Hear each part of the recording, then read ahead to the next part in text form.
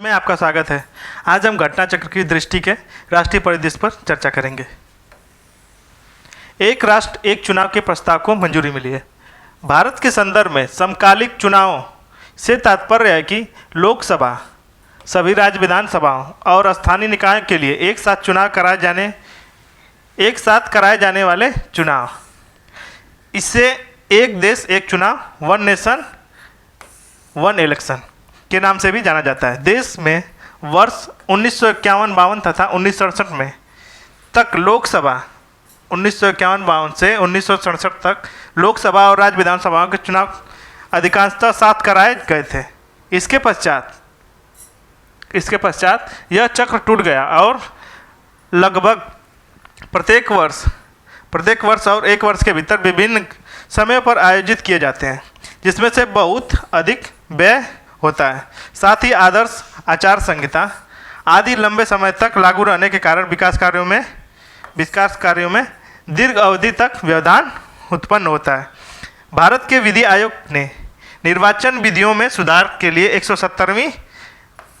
170वीं report में प्रत्येक वर्ष और बिना उपयुक्त समय के निर्वाचन के चक्र का अंत किए जाने की सिफारिश की है। इसमें स्मरणीय तथ्य क्या है? पॉइंट 1, केंद्रीय मंत्रिमंडल ने 18 सितंबर 2024 को एक राष्ट्र एक चुनाव प्रस्ताव को मंजूरी दी है। अब देखिए दूसरा पॉइंट, यह प्रस्ताव पूर्व राष्ट्रपति रामनाथ कोविंद की अध्यक्षता वाली उच्च स्तरीय समिति ने 14 मार्च 2024 को सौंपी गई अपनी रिपोर्ट में दिया था। अब देखिए अगला पॉइंट, इस प्रस्ताव के अनुसार देश में चुनाव 2 चरणों में कराए जाएंगे। इस प्रस्ताव के देश में चुनाव 2 चरणों में, प्रथम चरण में लोकसभा तथा सभी विधानसभाओं के चुनाव एक साथ आयोजित किए जाएंगे, जबकि द्वितीय चरण में प्रथम चरण के 100 दिन के अंदर स्थानीय निकायों के चुनाव किए जाएंगे।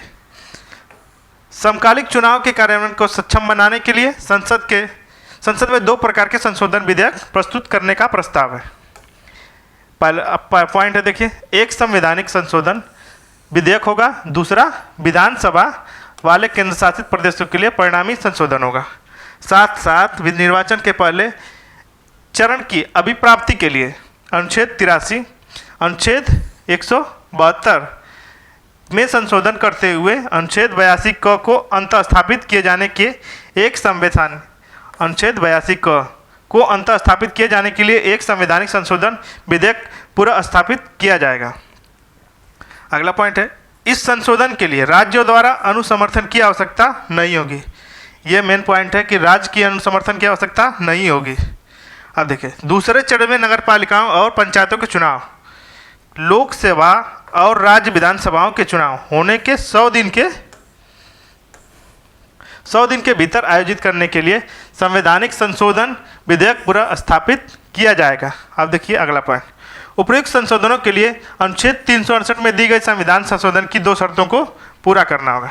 प्रथम शर्त के अनुसार दोनों सदनों में कुल सदस्यों के आधे से अधिक सदस्यों को मतदान किया जाना अनिवार्य है, जबकि द्वितीय शर्त के अनुसार प्रथम शर्त के अधीन रहते हुए उपस्थित और मतदान करने वाले सदस्यों की संख्या के 2/3 संशोधन पक्ष में होंगे, तभी यह पारित हो पाएगा।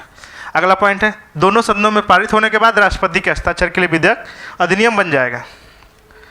अब देखिए अगला, द्वितीय चरण के प्रस्ताव यानी स्थानीय निकाय के चुनाव केंद्र राज्यों चुनाव के 100 दिन के अंदर कराए जाने वाले विधेयक को राष्ट्रपति के पास हस्ताक्षर हेतु भेजने के पूर्व आधे से अधिक राज्यों के विधानमंडलों द्वारा अनुसमर्थन कराना होगा। आधे से अधिक राज्यों के विधानमंडलों द्वारा अनुसमर्थन कराना अनिवार्य है। अब देखिए, यह उच्च स्तरीय वन नेशन वन इलेक्शन उच्च स्तरीय समिति, अब देखिए इसमें 8 सदस्य थी। गठन कब हुआ था? 2 सितंबर 2023 को। अध्यक्ष कौन थे उस समय? पूर्व राष्ट्रपति रामनाथ कोविंद थे। सदस्य कौन थे?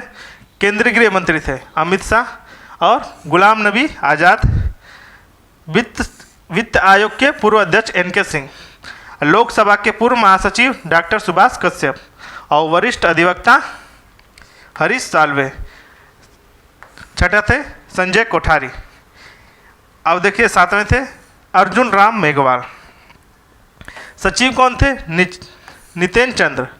और भारत सरकार विधि के कार्यों को विभाग द्वारा रिपोर्ट मार्च 2024 में राष्ट्रपति द्रौपदी मुर्मू को सौंपी गई थी। अब देखिए पीएम आशा योजना जारी रखने की मंजूरी दी गई। वर्ष 2018 में केंद्रीय मंत्रिमंडल ने एक व्यापक योजना अम्ब्रेला स्कीम प्रधानमंत्री अन्नदाता आय संरक्षण अभियान को मंजूरी प्रदान की थी। 2018 में प्रधानमंत्री अन्नदाता आय संरक्षण अधिनियम अभियान को मंजूरी प्राप्त की थी। केंद्रीय बजट 2018 में इस योजना की घोषणा के अनुरूप इस योजना के उद्देश्य किसानों को उनकी उपज के लाभकारी मूल्य को प्रदान करना था। स्पष्टतः यह योजना किसानों को उनकी फसल के लिए न्यूनतम समर्थन मूल्य एमएसपी को प्रदान करने पर आधारित है। इसमें से स्मरणीय तथ्य है कि यह 18 सितंबर 2024 को प्रधानमंत्री नरेंद्र मोदी की अध्यक्षता में केंद्रीय मंत्रिमंडल ने पीएम आशा के अंतर्गत योजनाओं को जारी रखने की स्वीकृति प्रदान की है। अब देखिए इस पर 15वें वित्त आयोग के कार्यकाल के दौरान वर्ष 2025-26 तक लगभग 35,000 करोड़ रुपए का व्यय होगा। 15वें वित्त आयोग के कार्यकाल के दौरान वर्ष 2025-26 तक 35,000 करोड़ रुपए का व्यय होगा।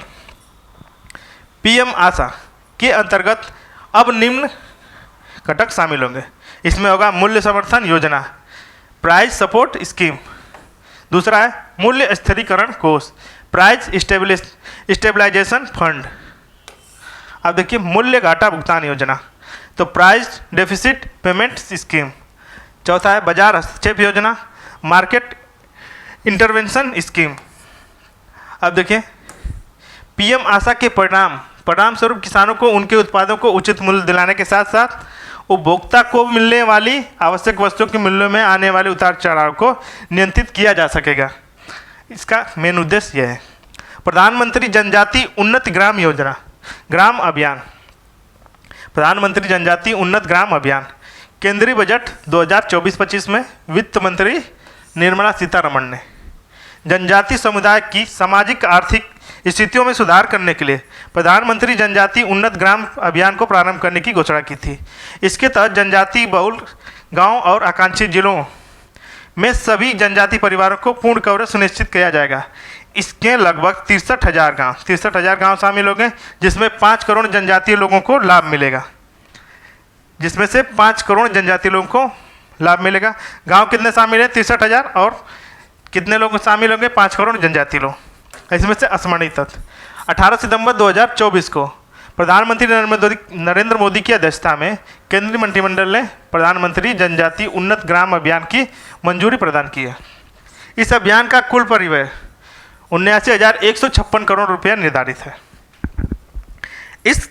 इसमें केंद्रीय हिस्सा 56,333 करोड़ है और राज्यों का हिस्सा क्या है? 22,823 करोड़। इस अभियान में 30 राज्य के जनजाति बहुल गांव वाले 549 जिले और 2,740 ब्लॉक शामिल होंगे। तो 549 जिले को याद रखना है, 2,740 ब्लॉक को शामिल होंगे, ये याद रखना है। इस अभियान में 25 कार्यक्रम शामिल हैं, जिसमें से 17 मंत्रालयों द्वारा कार्यान्वित किया जाएगा। केंद्रीय पर्यटन मंत्रालय के माध्यम से स्वदेश दर्शन के अंतर्गत 1,000 गृह प्रवासों को बढ़ावा दिया जाएगा। केंद्रीय पर्यटन मंत्रालय के माध्यम से स्वदेश दर्शन के अंतर्गत 1,000 गृह प्रवासों को बढ़ावा दिया जाएगा। इसका उद्देश्य जनजातीय क्षेत्र की पर्यटन क्षमता का दोहन करना तथा जनजातीय समुदाय का वैकल्पिक आजीविका प्रदान करना। उल्लेखनीय है कि वर्ष 2011 की जनगणना के अनुसार भारत में अनुसूचित जातियों की जनसंख्या 10.45 करोड़ है। देश भर में 705 से अधिक जनजातीय समुदाय हैं। अब देखिए बायोराइड योजना को मंजूरी। ग्लोबल बायो इंडिया जैव प्रौद्योगिकी से संबंधित हितधारकों का एक विशाल अंतर्राष्ट्रीय सम्मेलन है। इस वार्षिक कार्यक्रम का आयोजन जैव प्रौद्योगिकी उद्योग अनुसंधान सहायता परिषद द्वारा किया जाता है, जो जैव प्रौद्योगिकी अभियान विभाग के अधीन सार्वजनिक क्षेत्र का उद्यम है। ग्लोबल बायो इंडिया 2024 का चौथा संस्करण आयोजन 12 से 14 सितंबर 2024 को नई दिल्ली में आयोजित किया गया था। इसमें से स्मरणीय तथ्य क्या है?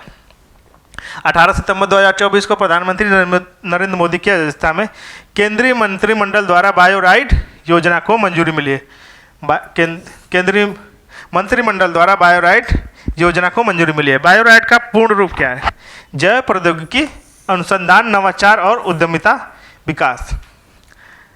बायोराइड योजना में जैव प्रौद्योगिकी की दो योजनाओं यथा जैव प्रौद्योगिकी अनुसंधान और एवं विकास, औद्योगिक एवं उद्यमिता का विकास का विलय किया जाएगा। साथ ही इस योजना में बायो मैन्युफैक्चरिंग तथा बायो फाउंड्रिंग के घटक भी शामिल है। बायो मैन्युफैक्चरिंग एवं बायो फाउंड्रिंग के घटक भी शामिल है। एकीकृत बायोराइड का कार्यान्वयन 15वें वित्त की अवधि 2021-2022 से 25-26 के दौरान किया जाएगा। बायोराइड योजना के नवाचार में जैव उद्यमिता को बढ़ावा देगी, साथ ही जैव प्रौद्योगिकी क्षेत्र में मानव संसाधन को विकसित करेगी। बायो ई3 नीति को मंजूरी। 24 अगस्त 2024 को केंद्रीय मंत्रिमंडल द्वारा बायो ई3 अर्थव्यवस्था, पर्यावरण और रोजगार के लिए जैव प्रौद्योगिकी नीति को मंजूरी दी गई है। बायो ई3 नीति का उद्देश्य उच्च प्रदर्शन वाले जैव निर्माण को बढ़ावा देना है। बायो ई3 निम्न 6 व्यापक फोकस क्षेत्रों पर आधारित है। पहला है जैव आधारित रसायन एंजाइम, दूसरा है कार्यात्मक खाद्य एवं स्मार्ट प्रोटीन, तीसरा है सटीक बायोथेरेप्यूटिक्स, चौथा है जलवायु लचीली कृषि, पांचवा है कार्बन कैप्चर एवं इसका उपयोग, छठा है भविष्यवादी समुद्री एवं अंतरिक्ष अनुसंधान। इस नीति के तहत बायो निर्माण तथा bio AI hub, bio foundry स्थापना के माध्यम से प्रौद्योगिकी विकास एवं व्यवसायीकरण में तेजी लाने का लक्ष्य निर्धारित किया गया है। अब देखिए, नमो भारत रैपिड रेल का उद्घाटन किया गया। मेक इन इंडिया कार्यक्रम के सफलता के एक उत्कृष्ट उदाहरण के रूप में भारतीय रेल ने भारत की पहली स्वदेशी semi high speed train Vande Bharat express को लॉन्च किया है। भारत की स्वदेशी semi high speed train Vande Bharat express को लॉन्च किया है। 15 फरवरी 2019 को पहली वंदे भारत एक्सप्रेस ट्रेन नई दिल्ली से कानपुर प्रयाग वाराणसी मार्ग पर रवाना किया गया था। वंदे भारत की अधिकतम स्पीड कितनी है? 160 किलोमीटर। कहाँ से कहाँ रवाना की गई थी? नई दिल्ली, कानपुर, प्रयागराज, वाराणसी मार्ग पर। अब देखिए अगला पॉइंट।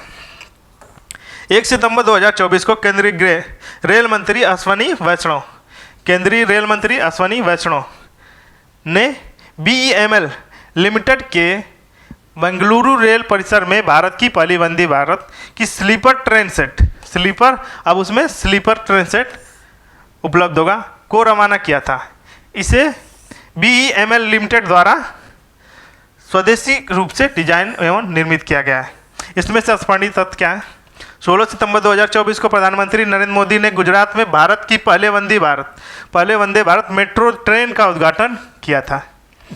इस ट्रेन का संचालन गुजरात में अहमदाबाद से भुज के मध्य किया था। आधिकारिक रूप से इस ट्रेन का पुराना नामकरण नमो भारत रैपिड रेल है।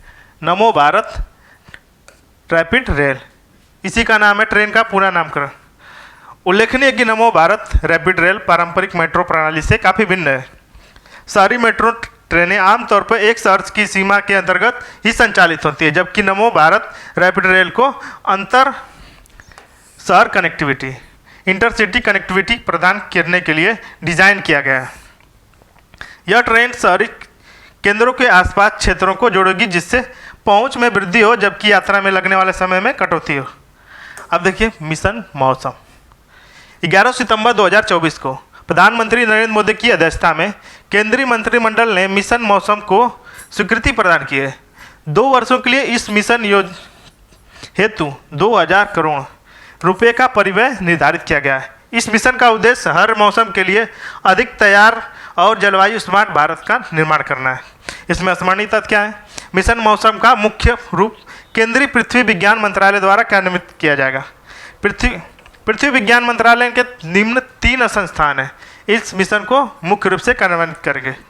तो भारत मौसम विज्ञान विभाग, दूसरा है भारतीय उष्णदेशीय मौसम विज्ञान संस्थान पुणे, अगला है राष्ट्रीय मध्यम अवधि मौसम पूर्वानुमान केंद्र नोएडा। तीसरा, अब देखिए अगला पॉइंट क्या है, मिशन मौसम की परिकल्पना एक बहुआयामी परिवर्तनकारी पहल के रूप में की गई है जो भारत के मौसम और जलवायु संबंधी विज्ञान, अनुसंधान एवं सेवाओं को अभूतपूर्व बढ़ावा देगी। मिशन मौसम उच्च परिशुद्धता के साथ मौसम में भविष्यवाणी करने के लिए एक मानक स्थापित करेगा। मौसम की भविष्यवाणी करने के लिए एक मानक स्थापित करेगा। इसके लिए इस मिशन के साथ उन्नत अवलोकन प्रणाली, उच्च प्रदर्शन कंप्यूटिंग एवं मशीन लर्निंग जैसी अत्याधुनिक प्रौद्योगिकियां एकीकृत किया जाएगा। इस मिशन के अंतर्गत उन्नत सेंसरों और उच्च प्रदर्शन करने वाले सुपर कंप्यूटरों के साथ अगली पीढ़ी के रडार और उपग्रह प्रणालियां शामिल की जाएंगी। यह मिशन मौसम के चरम घटनाओं और जलवायु परिवर्तन के प्रभाव से निपटने के लिए नागरिकों एवं अन्य हितधारकों को मदद करेगा।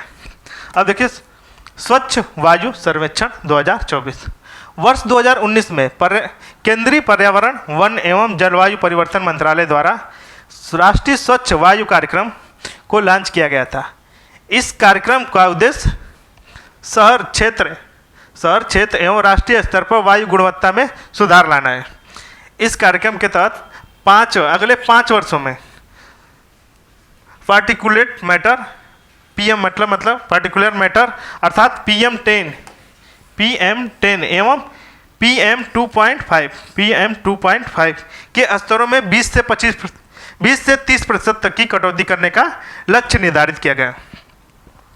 NCAP के तहत वायु गुणवत्ता में सुधार हेतु 130 शहरों को लक्षित किया जाएगा। स्वच्छ वायु सर्वेक्षण केंद्रीय पर्यावरण, वन एवं जलवायु परिवर्तन मंत्रालय की यह नई पहल है जिसका उद्देश्य वायु गुणवत्ता के आधार पर 130 NCAP शहरों की रैंकिंग तैयार करना है। स्वच्छ वायु सर्वेक्षण के तहत शहरों की रैंकिंग तैयार करने के लिए जनसंख्या के आधार पर वर्गीकरण किया जाएगा। कुल 130 शहर हैं, निम्न 3 श्रेणियों में विभाजित किया जाएगा। श्रेणी 1, इसमें 47 शहर होंगे 10 लाख से अधिक जनसंख्या वाले। दूसरा है श्रेणी 2, इसमें क्या है 43 होंगे 3 से 10 लाख की जनसंख्या। श्रेणी 3 है जिसमें 40, इसमें शहरों की संख्या कितनी है 40 और 3 लाख से कम जनसंख्या वाले। सॉरी प्रत्येक श्रेणी में सर्वश्रेष्ठ प्रदर्शन करने वाले 3 शहरों को केंद्रीय पर्यावरण, वन एवं जलवायु परिवर्तन मंत्रालय द्वारा पुरस्कृत किया जाएगा।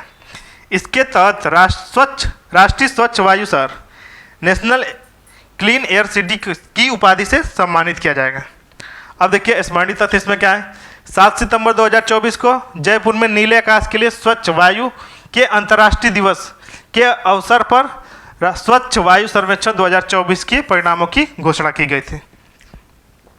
केंद्रीय पर्यावरण, वन एवं जलवायु परिवर्तन मंत्री भूपेंद्र यादव और राजस्थान के मुख्यमंत्री भजन लाल शर्मा ने स्वच्छ वायु सर्वेक्षण अवार्ड 2024 प्रदान किया गया था। देखिए श्रेणी 1 जिसमें कितने शहर थे, उसमें थे 47, इसमें शहर कितने थे 47। अब देखिए इसमें रैंक 1 किसको मिला है, सूरत गुजरात में पड़ता है। दूसरा है जबलपुर मध्य प्रदेश में। और तीसरा आगरा कहाँ है, उत्तर प्रदेश में। तो ये पूछ सकता है।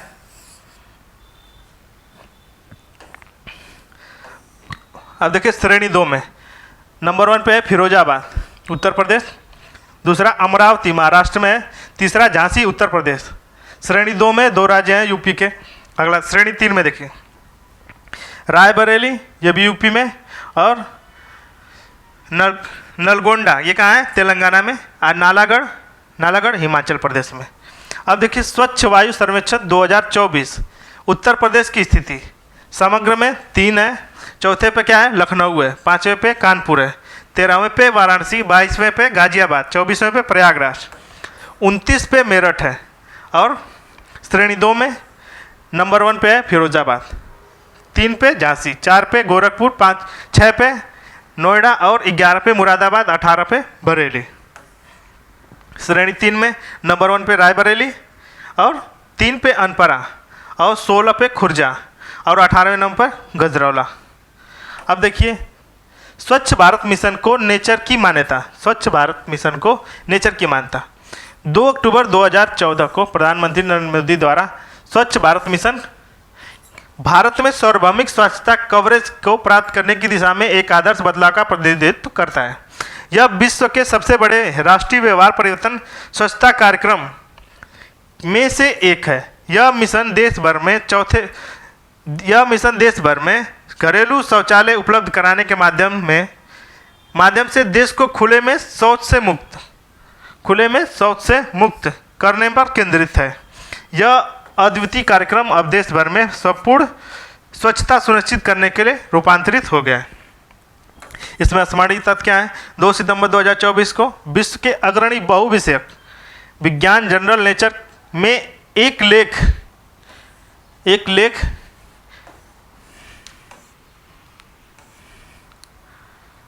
लेख प्रकाशित हुआ।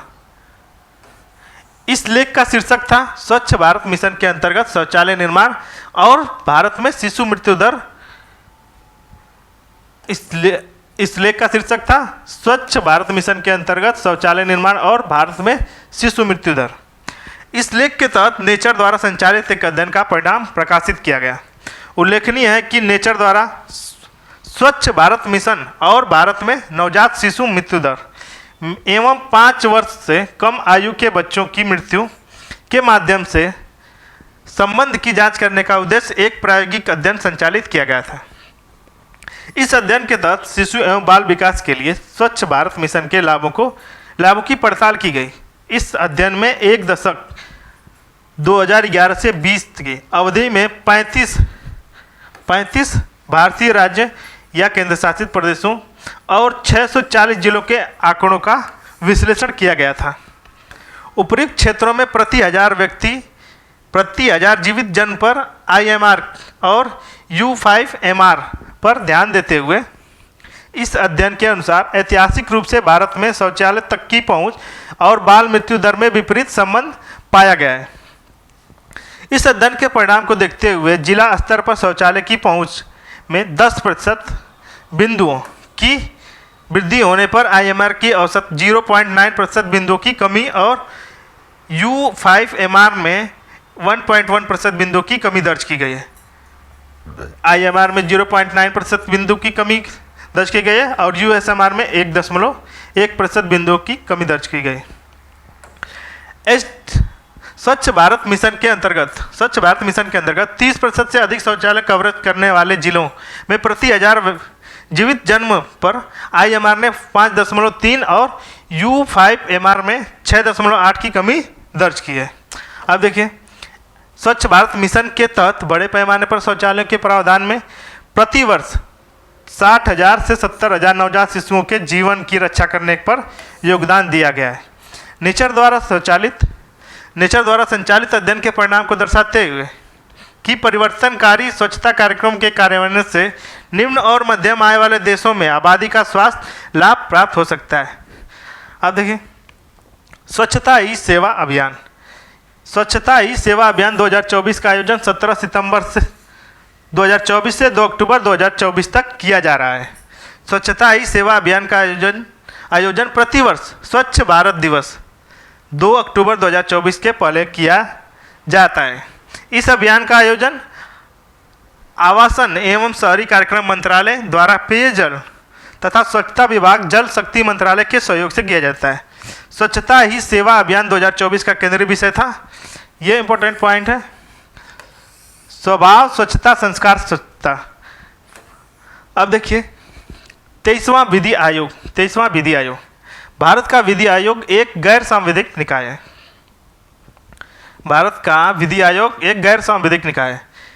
भारत सरकार के विधि और न्याय मंत्रालय के विधि कार्य विभाग द्वारा जारी एक अधिसूचना द्वारा इसका गठन किया जाता है। कानून के क्षेत्र में अनुसंधान करने के लिए एक निश्चित समय सीमा के साथ इसका गठन किया जाता है। यह आयोग विचारार्थ विषयों के अनुसार केंद्र सरकार को रिपोर्ट के रूप में सिफारिशें करता है। अब देखिए, इसमें से स्मरणीय तथ्य क्या है? 2 सितंबर 2024 को केंद्रीय विधि और न्याय मंत्रालय द्वारा भारत के 23वें विधि आयोग के गठन के एक अधिसूचना जारी की गई थी, जिसमें राष्ट्रपति द्रौपदी मुर्मू ने 3 वर्षों 1 सितंबर 2024 से 31 अगस्त 2024 तक की अवधि के लिए 23वें विधि आयोग के गठन की मंजूरी प्रदान की है। भारत के 23वें विधि आयोग के निम्न व्यक्ति शामिल होंगे। एक पूर्णकालिक अध्यक्ष होगा, एक पूर्णकालिक अध्यक्ष, 4 पूर्णकालिक सदस्य होंगे, सदस्य सचिव सहित होगा। सचिव विधि कार्य विभाग पदेन सदस्य के रूप में, चौथा है सचिव विधायी विभाग पदेन सदस्य के रूप में, और 5 अंशकालिक सदस्य से अधिक नहीं होंगे, 5 अंशकालिक सदस्य से अधिक नहीं होंगे। अब देखिए, विधि आयोग का मुख्यालय नई दिल्ली में स्थित होगा। अब देखिए, ज्ञातव्य है कि भारत के 22वें विधि आयोग का कार्यकाल 31 अगस्त 2024 को समाप्त हो गया था। न्यायमूर्ति ऋतुराज अवस्थी 22वें विधि आयोग के अध्यक्ष थे। न्यायमूर्ति ऋतुराज अवस्थी 23वें विधि आयोग के अध्यक्ष थे। डिजिटल कृषि मिशन, भारत में डिजिटल क्रांति द्वारा कृषि क्षेत्र को रूपांतरित करने के उद्देश्य से केंद्रीय बजट 2023-24 में कृषि के लिए डिजिटल सार्वजनिक अवसंरचना के निर्माण की घोषणा की गई है। तत्पश्चात केंद्रीय बजट 2024-25 में वित्त मंत्री निर्मला सीतारमण द्वारा यह घोषणा की गई कि केंद्र सरकार राज्य सरकार के साथ साझेदारी के अगले 3 वर्ष में कृषि के लिए डिजिटल सार्वजनिक अवसंरचना लागू करेगी। इस पहल के तहत किसानों और उसकी भूमि को आच्छादित किया जाएगा। इस वित्त वर्ष में डिजिटल पब्लिक इंफ्रास्ट्रक्चर का उपयोग करते हुए 400 जिलों में खरीफ का डिजिटल फसल सर्वेक्षण, डिजिटल क्रॉप सर्वे किया जाएगा। इसका लक्ष्य है 6 करोड़ किसानों और उनकी भूमि के विवरण के साथ रजिस्ट्रियों को अद्यतन कराना, मतलब अपडेट कराना। स्मरणीय तथ्य इसमें क्या है? 2 सितंबर 2024 को केंद्र सरकार द्वारा डिजिटल कृषि मिशन 2 सितंबर 2000 केंद्र सरकार द्वारा डिजिटल कृषि मिशन को मंजूरी प्रदान की गई। अब देखिए अगला पॉइंट क्या है। इस मिशन में कुल परिव्यय 2817 करोड़ रुपए निर्धारित है, जिसमें केंद्र का हिस्सा कितना है? 1940 करोड़, और यह मिशन डिजिटल सार्वजनिक अवसंरचना के रूप पर आधारित है। इस मिशन के तहत किसानों के जीवन को बेहतर बनाने के लिए प्रौद्योगिकी का उपयोग किया जाएगा। उल्लेखनीय है कि वर्तमान में कृषि क्षेत्र और किसानों से संबंधित आंकड़े अलग अलग स्थानों पर बिखरे हुए हैं। इस परिप्रेक्ष्य में डिजिटल कृषि का उद्देश्य एक ही मंच पर एक समेकित डाटाबेस निर्माण करना है। इससे कई डेटाबेस और अलग अलग प्लेटफॉर्मों का रखरखाव की आवश्यकता नहीं होगी। इसके फलस्वरूप किसान अपनी डिजिटल पहचान सुनिश्चित कराने और प्रमाणित करने में सक्षम हो जाएंगे तथा विभिन्न लाभों और सेवाओं का लाभ प्राप्त कर सकेंगे।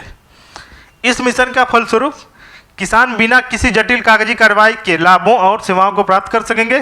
साथ ही उन्हें विभिन्न कार्यालयों एवं सेवा प्रदाताओं के समक्ष भौतिक रूप से उपस्थित होने की बहुत कम या कोई आवश्यकता नहीं रहेगी। अब देखिए डिजिटल कृषि मिशन की मूलभूत स्तंभ। डिजिटल कृषि मिशन को एक व्यापक योजना के रूप में डिजाइन किया गया है, जिससे विभिन्न डिजिटल कृषि पहलों को समर्थन प्रदान किया जा सके। यह मिशन 2 मूलभूत स्तंभों पर निर्मित है। एग्रीस्टेक, दूसरा है कृषि निर्णय सहायता प्रणाली। इसके अतिरिक्त इस मिशन में मृदा प्रोफाइल मैपिंग को भी शामिल किया है। उपरोक्त 3 डिजिटल सार्वजनिक अवसंरचनाएं किसान केंद्रित डिजिटल सेवाओं को सक्षम बनाएंगी। साथ ही यह कृषि क्षेत्र में समयबद्ध और विश्वसनीय जानकारी को उपलब्धता सुनिश्चित करेंगे। एग्रीस्टेक किसान की पहचान, इससे किसान केंद्रित डीपीआई के रूप में डिजाइन किया गया है। इसके माध्यम से किसानों को कुशलता, आसानी और तेजी गति से सेवाओं को योजनाओं की आपूर्ति सुनिश्चित की जा सकेगी। एग्रीस्टेक में 3 प्रमुख घटक शामिल हैं: किसान रजिस्ट्री, भू संदर्भित गांव के नक्शे, बोई गई फसलों की रजिस्ट्री। एग्रीस्टेक के तहत किसान आईडी की शुरुआत की जाएगी। आधार कार्ड की तरह अब किसान को एक किसान आईडी प्रदान की जाएगी और उसके लिए एक विश्वसनीय डिजिटल पहचान के रूप में कार्य करेगी। इस किसान आईडी का सृजन और रख रखाव राज्य सरकार, केंद्र शासित प्रदेशों द्वारा किया जाएगा। यह किसान आईडी भूमि अभिलेखों, पशुधन, स्वामित्व, बोई गई फसलों को और प्राप्त लाभों सहित विभिन्न किसान संबंधी डाटा से जुड़ी होगी। किसान आईडी के निर्माण डिजिटल फसल सर्वेक्षण का परीक्षण करने के लिए 6 राज्यों में प्रायोगिक योजना के तहत संचालित की गई है। इसमें उत्तर प्रदेश के फर्रुखाबाद, गुजरात के गांधीनगर, महाराष्ट्र का बीड और हरियाणा का यमुनानगर, पंजाब का फतेहगढ़ साहिब, छठवां है तमिलनाडु का विरुधुनगर। 3 वर्षों के दौरान 11 करोड़ किसानों के लिए डिजिटल पहचान निर्माण का लक्ष्य निर्धारित किया गया है। वित्त वर्ष 2024-25 में 6 करोड़ वित्त वर्ष 24-25 में 6 करोड़ और वर्ष 2025-26 में 3 करोड़ और 26-27 में 2 करोड़ किसानों की आईडी का निर्माण किया जाएगा। 2 वर्ष के अंदर राष्ट्रव्यापी डिजिटल फसल सर्वेक्षण को लॉन्च किया जाएगा। इसमें वर्ष 2024-25 में 400 जिलों तथा 2025-26 तक सभी जिलों को आच्छादित किया जाएगा। कृषि निर्णय सहायता प्रणाली, यह प्रणाली फसलों, मिट्टी, मौसम और जल संसाधनों आदि पर सुदूर संवेदन आधारित जानकारी को एकीकृत करने के लिए एक व्यापक भू-स्थानिक प्रणाली का निर्माण करेगी। मृदा प्रोफाइल मैपिंग, इस मिशन के तहत देश के लगभग 142 मिलियन हेक्टेयर कृषि भूमि के 1.10,000 एक संबंधित 10,000 के पैमाने पर विस्तृत मृदा प्रोफाइल मानचित्रण तैयार करने की परिकल्पना की गई है। इसके अतिरिक्त इस मिशन के अंतर्गत डिजिटल सामान्य फसल अनुमान सर्वेक्षण वैज्ञानिक रूप से डिजाइन किए गए हैं। फसल के कटाई के आधार पर उपज का अनुमान प्रदान करेगा। यह कृषि उत्पादन की सटीक अनुमान लगाने में बहुत उपयोगी साबित होगा। इंडिया सेमीकंडक्टर मिशन भारत के इलेक्ट्रॉनिक सिस्टम डिजाइन और विनिर्माण के वैश्विक केंद्र के रूप में स्थापित करने के उद्देश्य से केंद्र सरकार ने 2021 में सेमीकॉन इंडिया कार्यक्रम को मंजूरी प्रदान की थी। यह देश के अर्धचालकों यानी सेमीकंडक्टर एवं डिस्प्ले परितंत्र के विकास पर एक व्यापक कार्यक्रम। इस कार्यक्रम के तहत कुल परिव्यय 76,000 करोड़ रुपए निर्धारित है। इस कार्यक्रम के तहत अर्धचालकों यानी सेमीकंडक्टर एवं डिस्प्ले विनिर्माण के साथ साथ डिजाइन के क्षेत्र में कंपनियों को विश्व स्तर पर प्रतिस्पर्धी प्रोत्साहन पैकेज प्रदान किया जाएगा, जिससे इलेक्ट्रॉनिक विनिर्माण के क्षेत्र में एक नए युग की शुरुआत होगी। अर्धचालक एवं डिस्प्ले परितंत्र के विकास के लिए एक लंबी अवधि की रणनीति को संचालित करने का उद्देश्य इंडिया सेमीकंडक्टर मिशन की स्थापना की गई है। इस मिशन का नेतृत्व अर्धचालक और डिस्प्ले का उपयोग डिस्प्ले उद्योग के क्षेत्र में से जुड़े वैश्विक विशेषज्ञ कर रहे हैं। यह मिशन डिजिटल इंडिया कॉरपोरेशन के अंतर्गत एक विशेष और स्वतंत्र व्यापार प्रभाग है। यह मिशन सेमीकॉन इंडिया कार्यक्रम के अंतर्गत स्वीकृत योजनाओं के लिए नोडल एजेंसी के रूप में कार्य करता है। इसमें से स्मरणीय तथ्य क्या है? 2 सितंबर 2024 को केंद्र सरकार ने साणंद में गुजरात के एक अर्धचालक सेमीकंडक्टर यूनिट की स्थापना को मंजूरी दी है। केंद्र सरकार ने साणंद गुजरात में एक अर्धचालक यानी सेमीकंडक्टर यूनिट की स्थापना की मंजूरी दी है। आप देखिए, यह अर्धचालक इकाई कायंस सेमीकॉन प्राइवेट लिमिटेड द्वारा स्थापित की जाएगी। यह प्रस्तावित इकाई 3300 करोड़ रुपए के निवेश से स्थापित की जाएगी। इस इकाई का उत्पादन 60 लाख चिप्स प्रतिदिन होगा। एक दिन में 60 लाख चिप्स। इस इकाई का उत्पादन चिप्स का औद्योगिक, ऑटोमेटिक, इलेक्ट्रिक वाहन, उपभोक्ता इलेक्ट्रॉनिक्स, दूरसंचार, मोबाइल फोन्स आदि के क्षेत्रों में अनुप्रयोग में किया जा सकेगा। इसके पूर्व जून 2023 में केंद्र सरकार ने साणंद के गुजरात में ही अर्धचालक यूनिट इकाई की स्थापना माइक्रोन टेक्नोलॉजी इंक के प्रस्ताव को मंजूरी दी थी। पुनः 29 फरवरी 2024 को देश के 3 और अर्धसंचालक इकाइयों की स्थापना की मंजूरी दी गई थी। इन 3 इकाइयों के विवरण निम्नवत हैं। धौलेरा गुजरात में सेमीकंडक्टर फैब और धौलेरा गुजरात में के द्वारा सेमीकंडक्टर फैब्रिकेशन प्लांट की स्थापना की जाएगी। यह सेमीकंडक्टर फैब ताइवान की साझेदारी से संचालित किया जाएगा। यह सेमीकंडक्टर फैब ताइवान की साझेदारी से स्थापित किया जाएगा। इस इकाई की क्षमता 50,000 वेफर स्टार्ट्स पर मंथ होगी। यह भारत की पहली AI समर्थित सेमीकंडक्टर फैब होगी। दूसरा है असम में अर्धचालक इकाई Tata electronics private limited Morigaon Assam में एक अर्धचालक इकाई की स्थापना करेगा। यह इकाई 27,000 करोड़ रुपए के निवेश से स्थापित की जाएगी। इसका उत्पादन 48 मिलियन चिप्स प्रतिदिन होगी। 48 मिलियन चिप्स प्रतिदिन।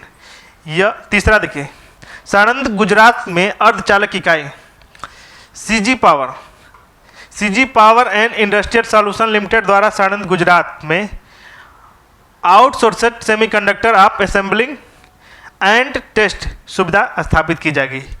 यह अर्धचालक इकाई रेनेसास इलेक्ट्रॉनिक कॉरपोरेशन जापान और start micro electronic Thailand public company limited की साझेदारी से स्थापित की जाएगी। विशिष्ट चिप के उत्पादन के लिए इस इकाई की स्थापना 7600 करोड़ रुपए के निवेश से की जाएगी। इस इकाई की उत्पादन 15 मिलियन चिप्स प्रतिदिन होगी। 29 फरवरी 2024 को केंद्र सरकार द्वारा स्वीकृति 3 अर्धचालकों संयंत्रों का शिलान्यास 13 मार्च 2024 को प्रधानमंत्री नरेंद्र मोदी द्वारा किया गया था।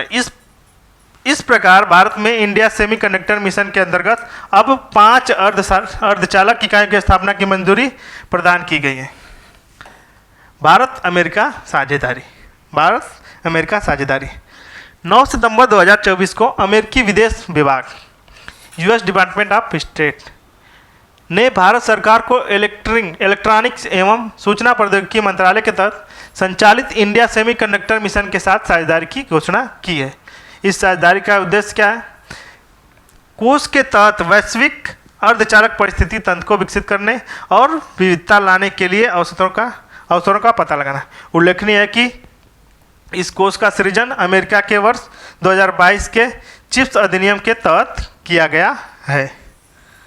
अब देखिए सर्वोच्च न्यायालय का ध्वज एवं प्रतीक चिन्ह। भारत का सर्वोच्च न्यायालय भारत के संविधान के तहत एक सर्वोच्च न्यायिक निकाय है।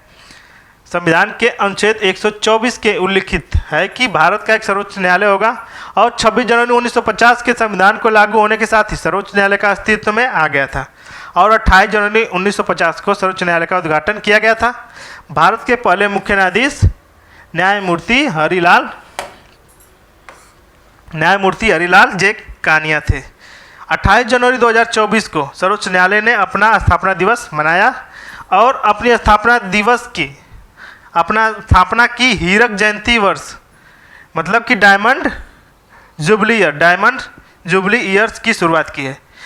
उल्लेखनीय है कि 28 जनवरी 2025 को सर्वोच्च न्यायालय की स्थापना की 75वीं वर्षगांठ मनाई जाएगी। अब देखिए इसमें स्मरणीय तथ्य क्या है। 1 सितंबर 2024 को राष्ट्रपति द्रौपदी मुर्मू ने भारत के सर्वोच्च न्यायालय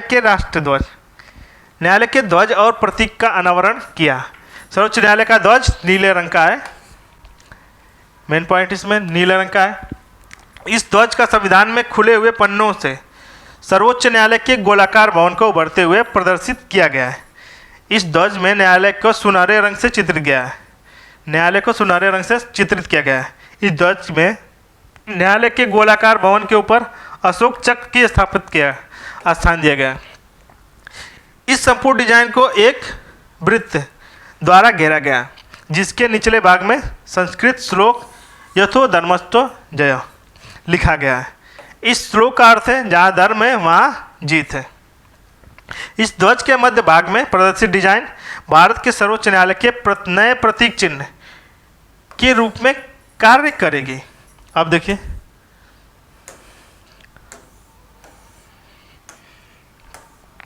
सर्वोच्च न्यायालय के 75 वर्ष। सिक्का व स्मारक डाक टिकट जारी। 31 अगस्त व 1 सितंबर 2024 को सर्वोच्च न्यायालय द्वारा राष्ट्रीय जिला न्यायपालिका सम्मेलन का आयोजन भारत मंडपम नई दिल्ली में किया गया। इस सम्मेलन का उद्घाटन प्रधानमंत्री नरेंद्र मोदी द्वारा किया गया। इस अवसर पर प्रधानमंत्री सर्वोच्च न्यायालय की स्थापना के 75वें वर्ष के उपलक्ष्य में एक सिक्का एवं स्मारक डाक टिकट जारी किया गया। अब देखिए वाड़ वन पत्तन का शिलान्यास। वर्तमान में भारत में 12 महापत्तन हैं जो पूर्ण रूप से केंद्र सरकार के स्वामित्व के अधीन है। महापत्तन प्राधिकरण अधिनियम 2021 के प्रावधानों द्वारा शासित है। वर्तमान में 12 महापत्तन हैं। यद्यपि भारत में वर्तमान में स्थित पत्तन सुदृढ़ ग्राहक आधार पर बुनियादी ढांचे अवसंरचना आदि सुविधाओं से लैस है, लेकिन विस्तार संबंधी बाधाओं के कारण उनकी परिचालन क्षमता में वृद्धि संभव नहीं हो पाई है। कंटेनर पोतों में लगातार बढ़ रहे आकार के कारण जवाहरलाल नेहरू पत्तन में और मुंबई पत्तन आदि संकुलन पहले से ही गंभीर चिंता का विषय बना हुआ है। इस परिप्रेक्ष्य में भारत के पश्चिमी तट के गहरे पत्तनों का विकास करना अत्यंत आवश्यक हो गया है। अब देखिए इसमें स्मरणीय तथ्य क्या है। 30 अगस्त 2024 को प्रधानमंत्री नरेंद्र मोदी ने वाधवन पत्तन का शिलान्यास किया। यह पत्तन महाराष्ट्र के पालघर के जिले में दहाड़ू जिले के निकट स्थित होगा। महाराष्ट्र के इंपॉर्टेंट दहाड़ू नगर के स्थित होगा। ज्ञातव्य है कि प्रधानमंत्री नरेंद्र मोदी की अध्यक्षता में केंद्रीय मंत्रिमंडल ने 19 जून 2024 को इस पत्तन की स्थापना की स्वीकृति प्रदान की थी।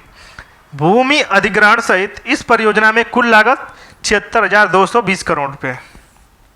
इस परियोजना का निर्माण वाड़वर पोर्ट प्रोजेक्ट लिमिटेड द्वारा किया जाएगा। ज्ञातव्य है कि Vadhavan port project limited Jawaharlal Nehru port authority और महाराष्ट्र मैरीटाइम बोर्ड द्वारा गठित एक विशेष प्रयोजन वाहन है, जिसकी हिस्सेदारी 74% और 26% है। वाड़वर पत्तन के हर मौसम के लिए उपयुक्त ग्रीनफील्ड डीप शॉट महापत्तन के रूप में विकसित किया जाएगा। यह भारत के सबसे बड़े गहरे जल वाले पत्तन डीप वाटर पोर्ट्स में एक होगा। निर्माण काम पूरा होने के पश्चात यह पत्तन विश्व के 10 पत्तनों में से एक होगा। विश्व के शीर्ष 10 पत्तनों में से एक होगा। यह पत्तन पारगमन समय और लागत को कम करते हुए अंतर्राष्ट्रीय शिपिंग के सीधी कनेक्टिविटी प्रदान करेगा। यह पत्तन बड़े कंटेनर पोतों और अति विशाल मालवाहक पोतों को आसानी से ठहराने की क्षमता प्रदान करेगा। इस प्रकार यह पत्तन एक विश्व स्तरीय समुद्री प्रवेश द्वार द्वारा स्थापित करने के माध्यम से देश के व्यापार और आर्थिक विकास को बढ़ावा देगा। वाड़वन पत्तन 2035 तक 15 मिलियन की कंटेनर क्षमता जोड़ेगा, जो वर्ष 2040 से बढ़कर 23.9 मिलियन हो जाएगी। 23.9 मिलियन हो जाएगी 2040 तक। अब भारत के 12 महापत्तन कौन से हैं? भारत के 12 महापत्तन मेजर पोर्ट श्यामा प्रसाद मुखर्जी पत्तन कहाँ है? ये कोलकाता हल्दिया में पड़ता है। ये पारादीप पत्तन उड़ीसा में पड़ता है। विशाखापत्तनम पोर्ट आंध्र प्रदेश में। कामराजन पत्तन तमिलनाडु। चेन्नई पत्तन तमिलनाडु। वी.ओ. चिदम्बरम पत्तनम तूतीकुड़ी तमिलनाडु। दीनदयाल पत्तन कच्छ गुजरात में। मुंबई पत्तन महाराष्ट्र। जवाहरलाल नेहरू पत्तन महाराष्ट्र। मुरगांव पत्तन गोवा। नवमंगलूर पत्तन कर्नाटक और कोचीन पत्तन कोच्चि केरल। अब देखिए कंटेनर पोर्ट परफॉर्मिंग इंडेक्स 2023 4 जून 2024 को CPPI container ports performing index 2023 जारी किया गया। यह सूचकांक का चौथा संस्करण है। इस सूचकांक का विकास विश्व बैंक और S&P ग्लोबल मार्केट इंटेलिजेंस द्वारा किया जाएगा। अब देखिए इस सूचकांक के तहत कंटेनर पोर्टों द्वारा किसी पत्तन में व्यतीत किए गए समय का मापन किया जाता है। इस सूचकांक के अनुसार वर्ष 2023 में पूर्वी और दक्षिणी पूर्वी एशियाई पत्तनों के उत्कृष्ट प्रदर्शन किया है। इस सूचकांक में शीर्ष 20 स्थानों में से 13 स्थानों पर इस क्षेत्र के पत्तन शामिल थे। इस सूचकांक में लगातार दूसरे वर्ष चीन और का चीन का यांगसान पत्तन प्रथम स्थान पर आया। इस सूचकांक के इतिहास में पहली बार विश्व के 100 पत्तनों की सूची में भारत के 9 पत्तन शामिल किए गए। वर्ष 2023 में विश्व के 20 पत्तनों की सूची में विशाखापत्तनम को 19वां स्थान शामिल किया गया था। उल्लेखनीय है कि वर्ष 2022 के सूचकांक में यह पत्तन में 115वें स्थान पे था, 115वें स्थान पे चला गया। CPPI 2023 में 100 पत्तनों में भारतीय पत्तन, 1990 विशाखापत्तनम था आंध्र प्रदेश, 27वें पे मुद्रा पत्तन, फिर 41वें पे पीपावा पत्तन, 47वें पे कामराजार पत्तन और 63वें पे कोचीन पत्तन, 68 नंबर पे हजीरा पत्तन, 71वें पे कृष्णा पत्तन और 80वें पे चेन्नई पत्तन और 96वें पे जवाहरलाल नेहरू पत्तन महाराष्ट्र। अब देखिए NICDP 12 नए औद्योगिक शहरों की मंजूरी। राष्ट्रीय national industrial corridor development programme, राष्ट्रीय औद्योगिक गलियारा विकास कार्यक्रम भारत का सबसे महत्वाकांक्षी बुनियादी ढांचा कार्यक्रम है। इस कार्यक्रम का लक्ष्य भारत में भविष्य में औद्योगिक शहरों का विकास करना, जो विश्व के सर्वोत्तम विनिर्माण और निवेश स्थलों के साथ प्रतिस्पर्धा कर सकें। इस दूरदर्शी कार्यक्रम के तहत नए औद्योगिक शहरों को निर्माण स्मार्ट शहरों के रूप में करने की परिकल्पना की गई है। वर्ष 2020 में भारत के NICDP के अंग के रूप में 4 फेज में 11 औद्योगिक गलियारों का विकास की स्वीकृति प्रदान की गई थी। इन 11 गलियारों के अंतर्गत 4 चरणों में 32 परियोजनाएं शामिल हैं। इन 32 परियोजनाओं में से पहले 4 चरण में 4 ग्रीनफील्ड औद्योगिक स्मार्ट शहर पहले ही विकसित किए जा चुके हैं, जबकि 4 अन्य परियोजनाएं वर्तमान में विकसित की जा रही हैं। इसमें स्मरणीय तथ्य क्या है?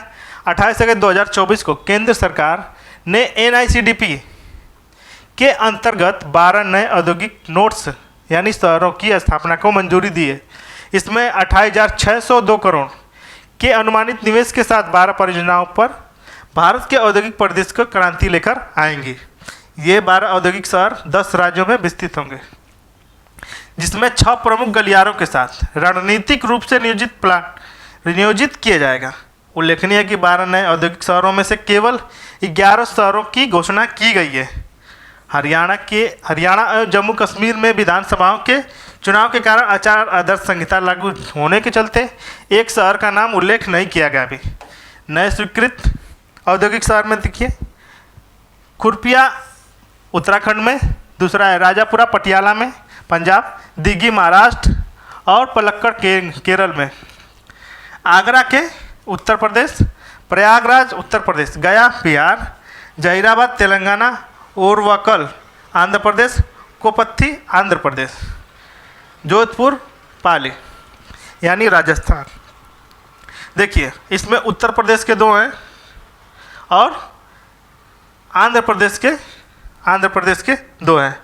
तो अब देखिए अगला, NICDP के 11 औद्योगिक क्षेत्र गलियारे। ये औद्योगिक गलियारे कौन से हैं? दिल्ली मुंबई औद्योगिक गलियारा, दूसरा अमृतसर कोलकाता औद्योगिक गलियारा, तीसरा चेन्नई बेंगलुरु औद्योगिक गलियारा, विजाग चेन्नई औद्योगिक गलियारा, बेंगलुरु मुंबई औद्योगिक गलियारा, उड़ीसा आर्थिक गलियारा, हैदराबाद नागपुर औद्योगिक गलियारा, हैदराबाद वारंगल औद्योगिक गलियारा, हैदराबाद बेंगलुरु औद्योगिक गलियारा, कोयम्बटूर से होते हुए कोच्चि तक विस्तार और दिल्ली नागपुर औद्योगिक गलियारा। NICDP 4 विकसित ग्रीनफील्ड औद्योगिक स्मार्ट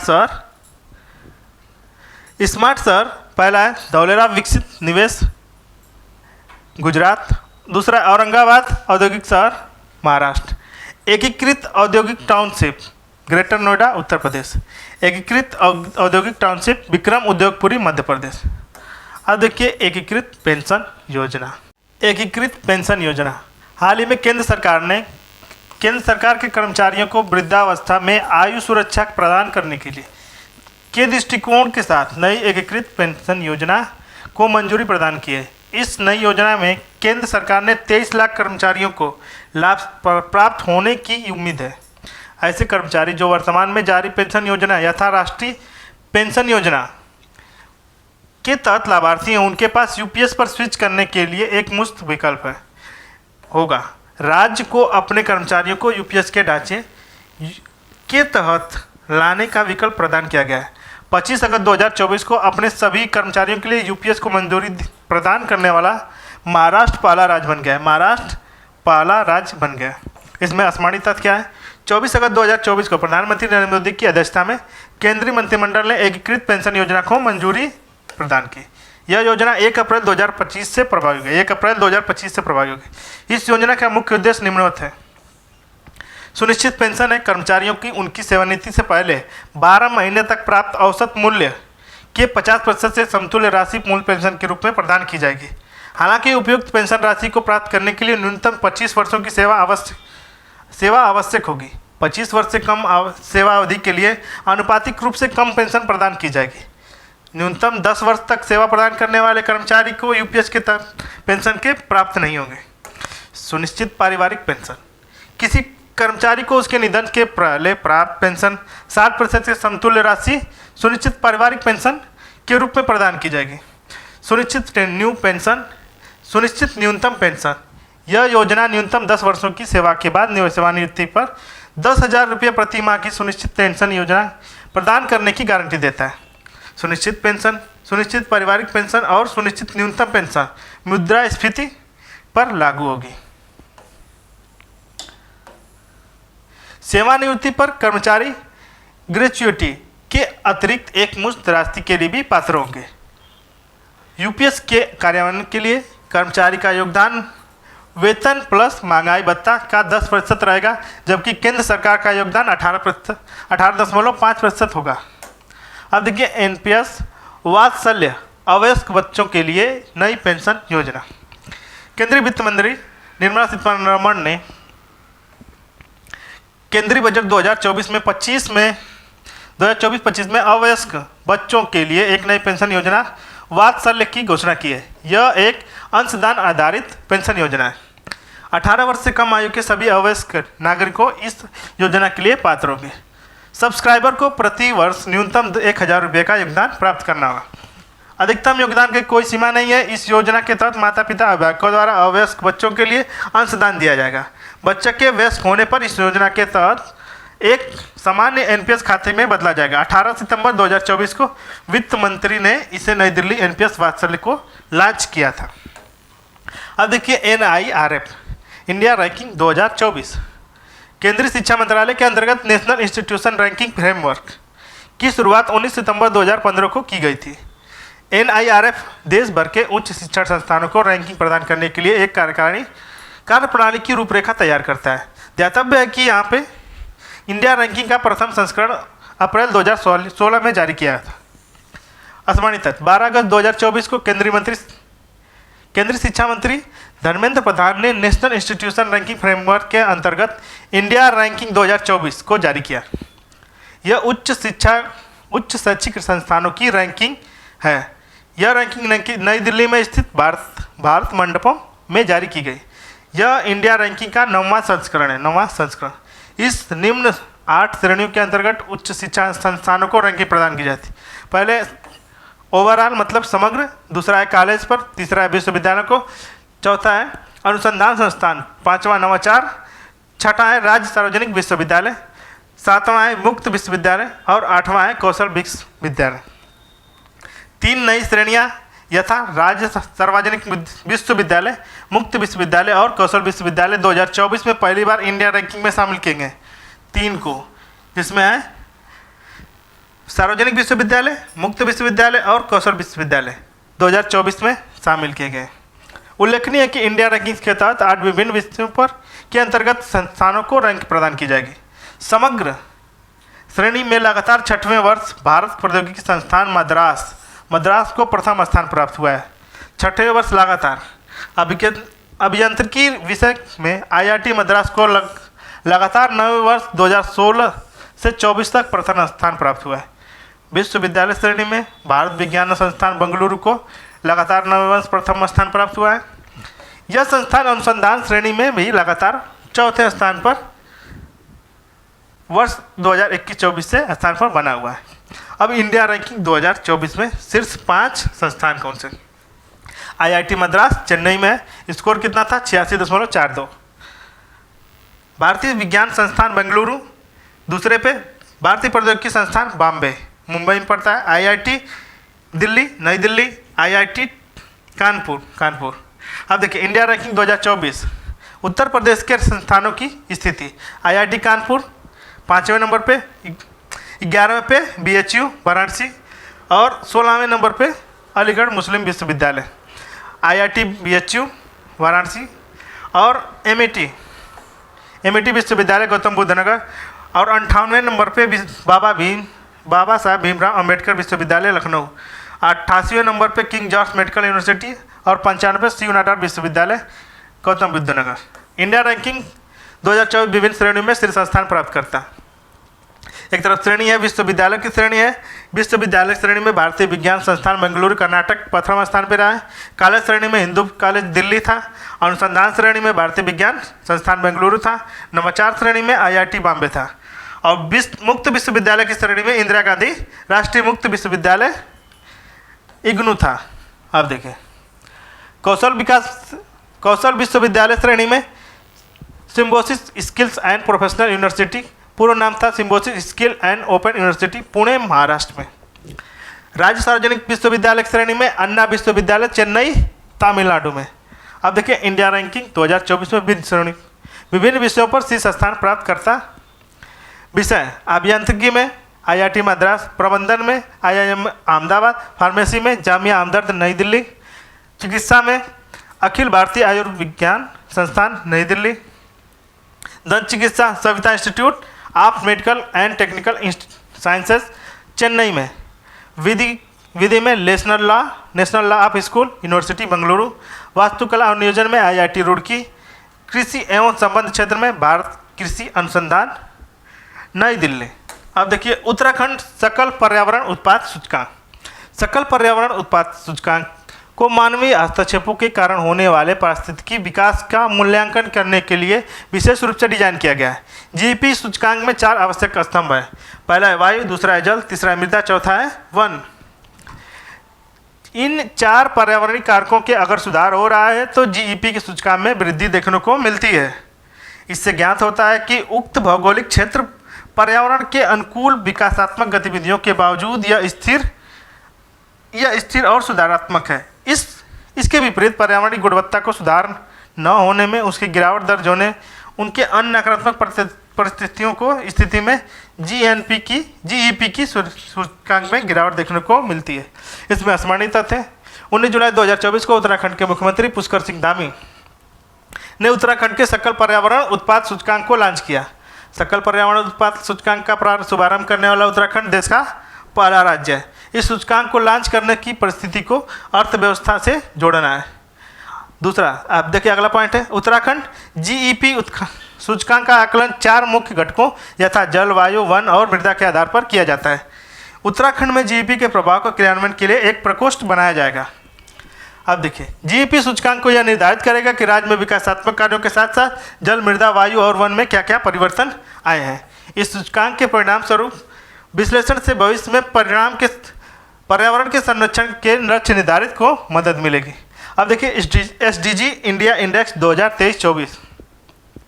सर्वप्रथम एसडीजी इंडिया इंडेक्स का प्रकाशन 2018 में किया गया था। एसडीजी इंडिया इंडेक्स एवं डैशबोर्ड संयुक्त राष्ट्र भारत एवं यूएनडीपी इंडिया की साझेदारी में नीति आयोग की एक पहल है।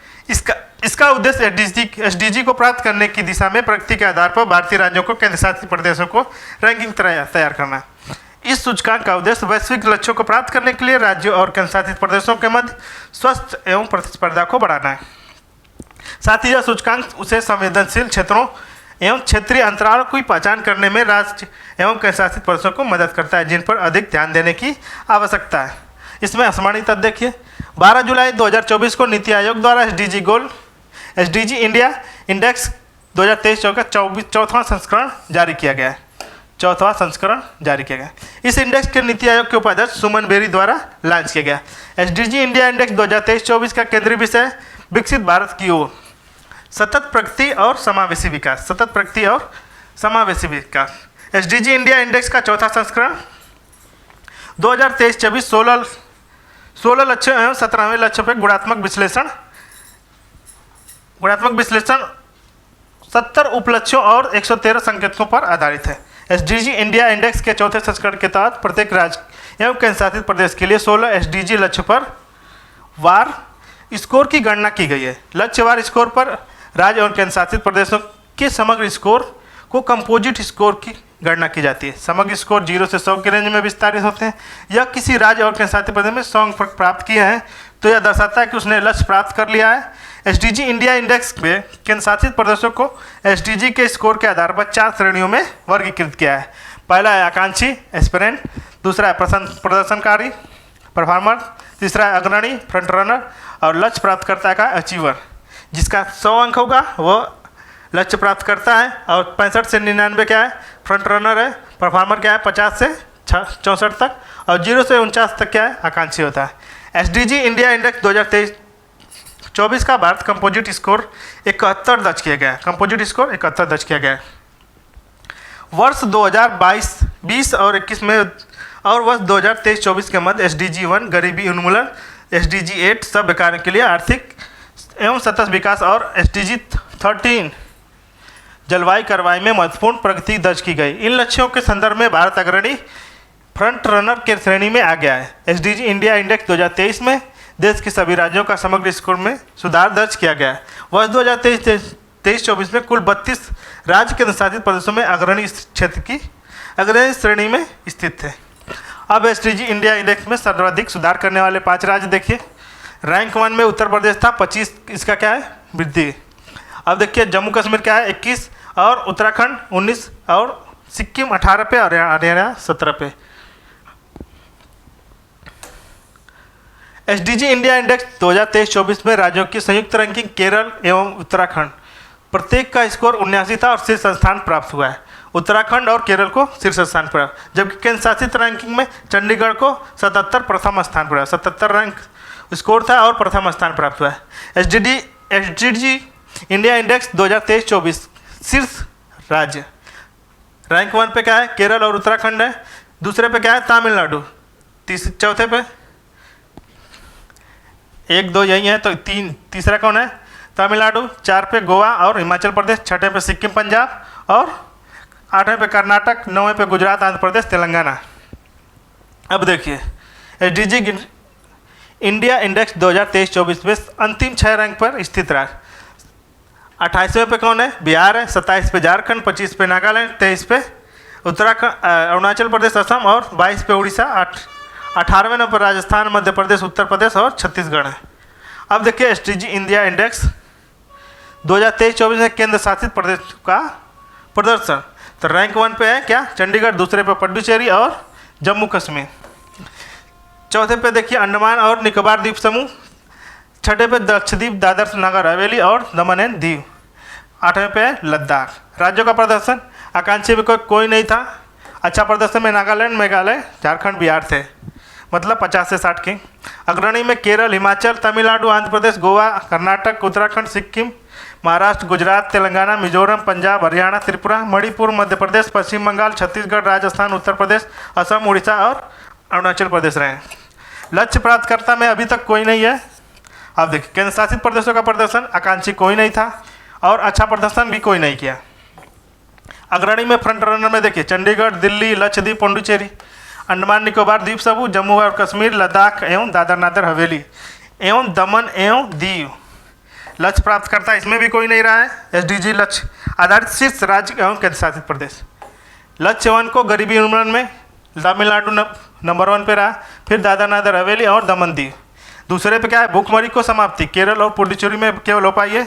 एसडीजी 3 का देखिए लक्ष्य 3 का अनुसार था, गुजरात और दिल्ली ने अचीव किया है स्वास्थ्य एवं कल्याण के लिए। गुणवत्तापूर्ण शिक्षा किसने किया है केरल और दिल्ली ने। लक्ष्य 5 था लैंगिक समानता, लैंगिक समानता में नागालैंड और लक्षद्वीप आगे रहे। और लक्ष्य 6 स्वच्छ जल और स्वच्छता, गोवा रहे, अंडमान निकोबार द्वीप समूह रहा है। अब देखें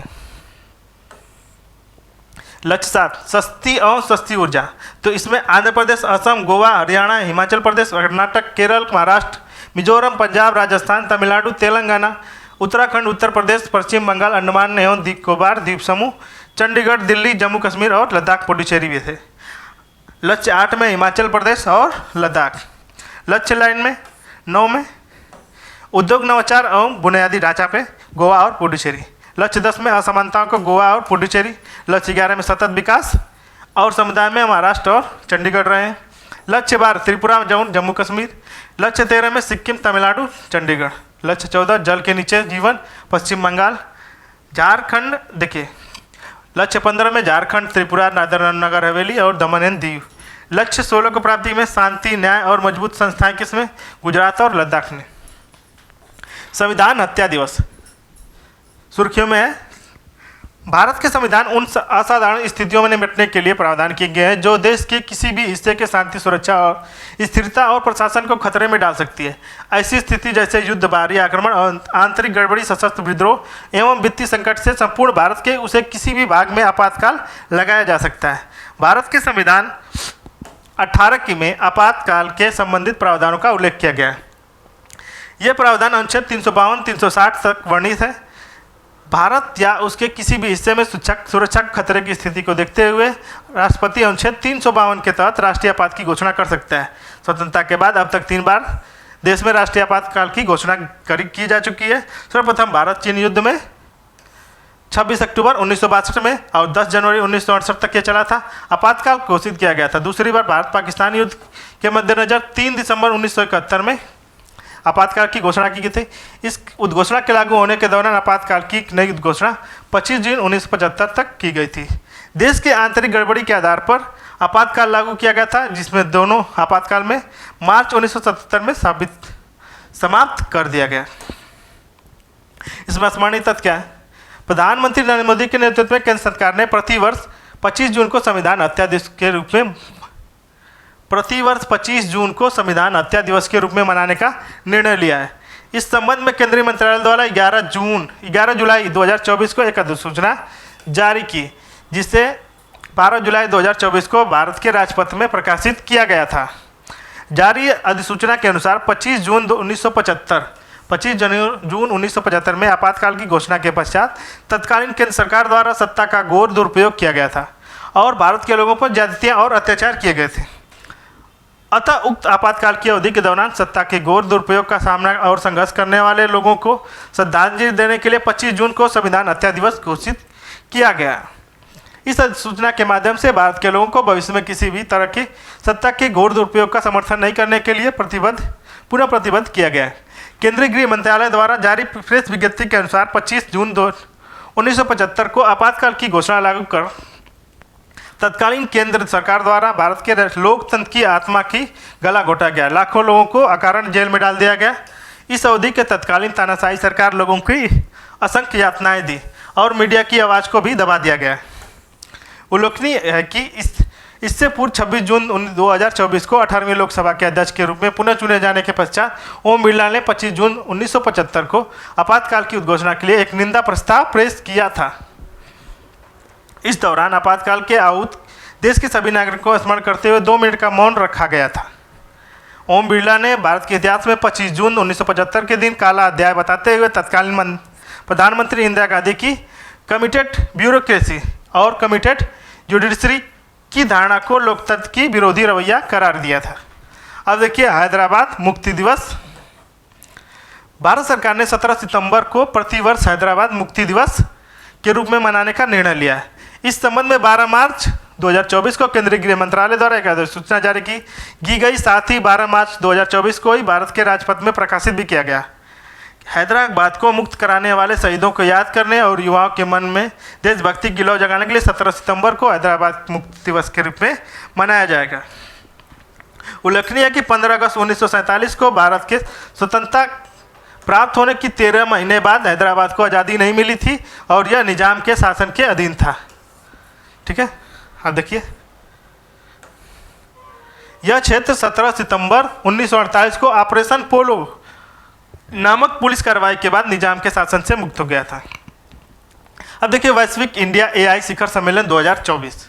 वैश्विक इंडिया एआई शिखर सम्मेलन वैश्विक हितधारकों के लिए एक महत्वपूर्ण मंच के रूप में कार्य करता है, जिसके माध्यम से वे सहयोग एवं नवाचार कर एआई के भविष्य को आकार दे सकते हैं। एआई का नवाचार स्वयं को विश्व के अग्रणी देशों के रूप में स्थापित करने के लिए आकांक्षा और दृष्टिगत वैश्विक इंडिया एआई शिखर सम्मेलन 2024 आयोजित करेगा। असमानित तथ्य इसमें देखिए क्या है। 3 व 4 जुलाई 2024 को भारत मंडपम नई दिल्ली के वैश्विक एआई शिखर 2024 का आयोजन किया गया था। इस शिखर सम्मेलन का आयोजन केंद्रीय इलेक्ट्रॉनिक्स और सूचना प्रौद्योगिकी मंत्रालय द्वारा किया गया था। केंद्रीय इलेक्ट्रॉनिक और सूचना प्रौद्योगिकी मंत्री अश्विनी वैष्णव ने इंडिया एआई शिखर सम्मेलन 2024 का उद्घाटन किया। इस शिखर सम्मेलन में कंप्यूटर क्षमता आधारित model, data set and application development, future skills, startup वित्तपोषण और सुरक्षित एआई सेफ जैसे एआई विकास को बढ़ावा देने के लिए ध्यान पर केंद्रित किया, जो इंडिया के एआई मिशन के 7 स्तंभों को अनुरूप है। इस शिखर सम्मेलन के दौरान organisation for economics and cooperation and development और GPAI global partnership and artificial intelligence ने कृत्रिम बुद्धिमत्ता एआई पर एक नई एकीकृत साझेदारी की घोषणा की है। ध्यातव्य है कि यहाँ GPAI के तहत बहुहितधारक पहल मल्टी स्टेक होल्डर इनिशिएटिव, जिसे जून 2020 में लॉन्च किया गया था। GPAI के संस्थापक सदस्यों में भारत भी शामिल है। वर्ष 2024 में GPAI का मुख्य अध्यक्ष भारत GPAI का प्रमुख अध्यक्ष है। अब देखिए एआई प्रशंसा दिवस प्रतिवर्ष 16 जुलाई एआई प्रशंसा दिवस के रूप में मनाया जाता है। यह कृत्रिम बुद्धिमत्ता और संबंधित प्रौद्योगिकियों की प्रगति और नवाचार पर प्रकाश डालने वाला वार्षिक कार्यक्रम है। एआई पर ऐतिहासिक प्रस्ताव 21 मार्च 2024 को संयुक्त राष्ट्र महासभा ने कृत्रिम बुद्धिमत्ता पर ऐतिहासिक प्रस्ताव को अंगीकृत किया है। यह प्रथम अवसर है कि जब महासभा ने किसी उभरते हुए क्षेत्र में विनियमित करने के लिए प्रस्ताव को अंगीकृत किया है। यह प्रथम अवसर है। संयुक्त राज्य अमेरिका द्वारा प्रायोजित 123 देशों द्वारा यह सब प्रायोजित सर्वसम्मति से अपनाया गया। इसका अर्थ है कि इस प्रस्ताव में संयुक्त राष्ट्र के 193 देशों सदस्यों का अनुसमर्थन प्राप्त हुआ है। अब देखिए इंडिया एआई मिशन। अगला है इंडिया एआई मिशन। कृत्रिम बुद्धिमत्ता को बुद्धिमान मशीनों, विशेष रूप से बुद्धिमान कंप्यूटर प्रोग्राम्स के निर्माण के विज्ञान एवं प्रौद्योगिकी के रूप में परिभाषित किया जा सकता है। कृत्रिम बुद्धिमत्ता इस धारणा पर आधारित है कि मानव की प्रक्रिया को मशीनीकृत किया जा सकता है। वस्तुतः कृत्रिम बुद्धिमत्ता के अंतर्गत सभी चीज़ों को आच्छादित किया जा सकता है जो कंप्यूटर को मनुष्य की तरह व्यवहार करने में सक्षम बनाती है।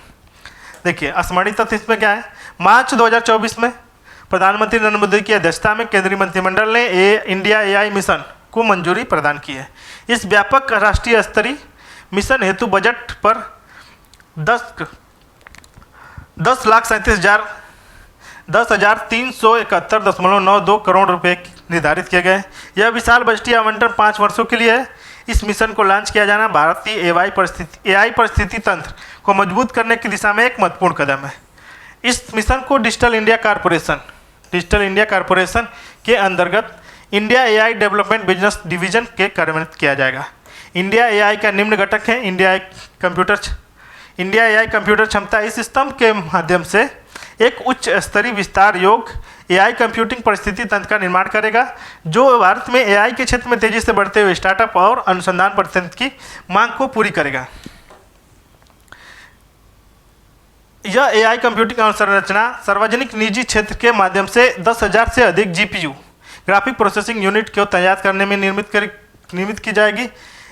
इंडिया नवाचार केंद्र यह एक प्रमुख शैक्षणिक संस्थान होगा जो अनुसंधान क्षेत्र में शीर्ष प्रतिभाओं के व्यवस्थित तैनाती एवं प्रतिधारण सुनिश्चित करेगा। अब देखिए तीसरा point, India AI data set मंच। इस इंडिया एआई के स्वतंत्र प्रभाग द्वारा विकसित किया जाएगा। India AI application development initiative यह पहल बड़े पैमाने पर सामाजिक आर्थिक परिवर्तन की क्षमता पर प्रभावशाली एआई समाधानों को विकसित करने के एवं उसको विस्तार करने के लिए अपनाने को बढ़ावा देने पर केंद्रित है।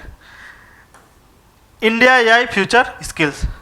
इस स्तंभ का लक्ष्य सभी शैक्षणिक स्तरों पर एआई शिक्षा का विस्तार करना और Tier 2 और Tier 3 शहरों में डाटा और एआई प्रयोगशालाओं का स्थापना करना।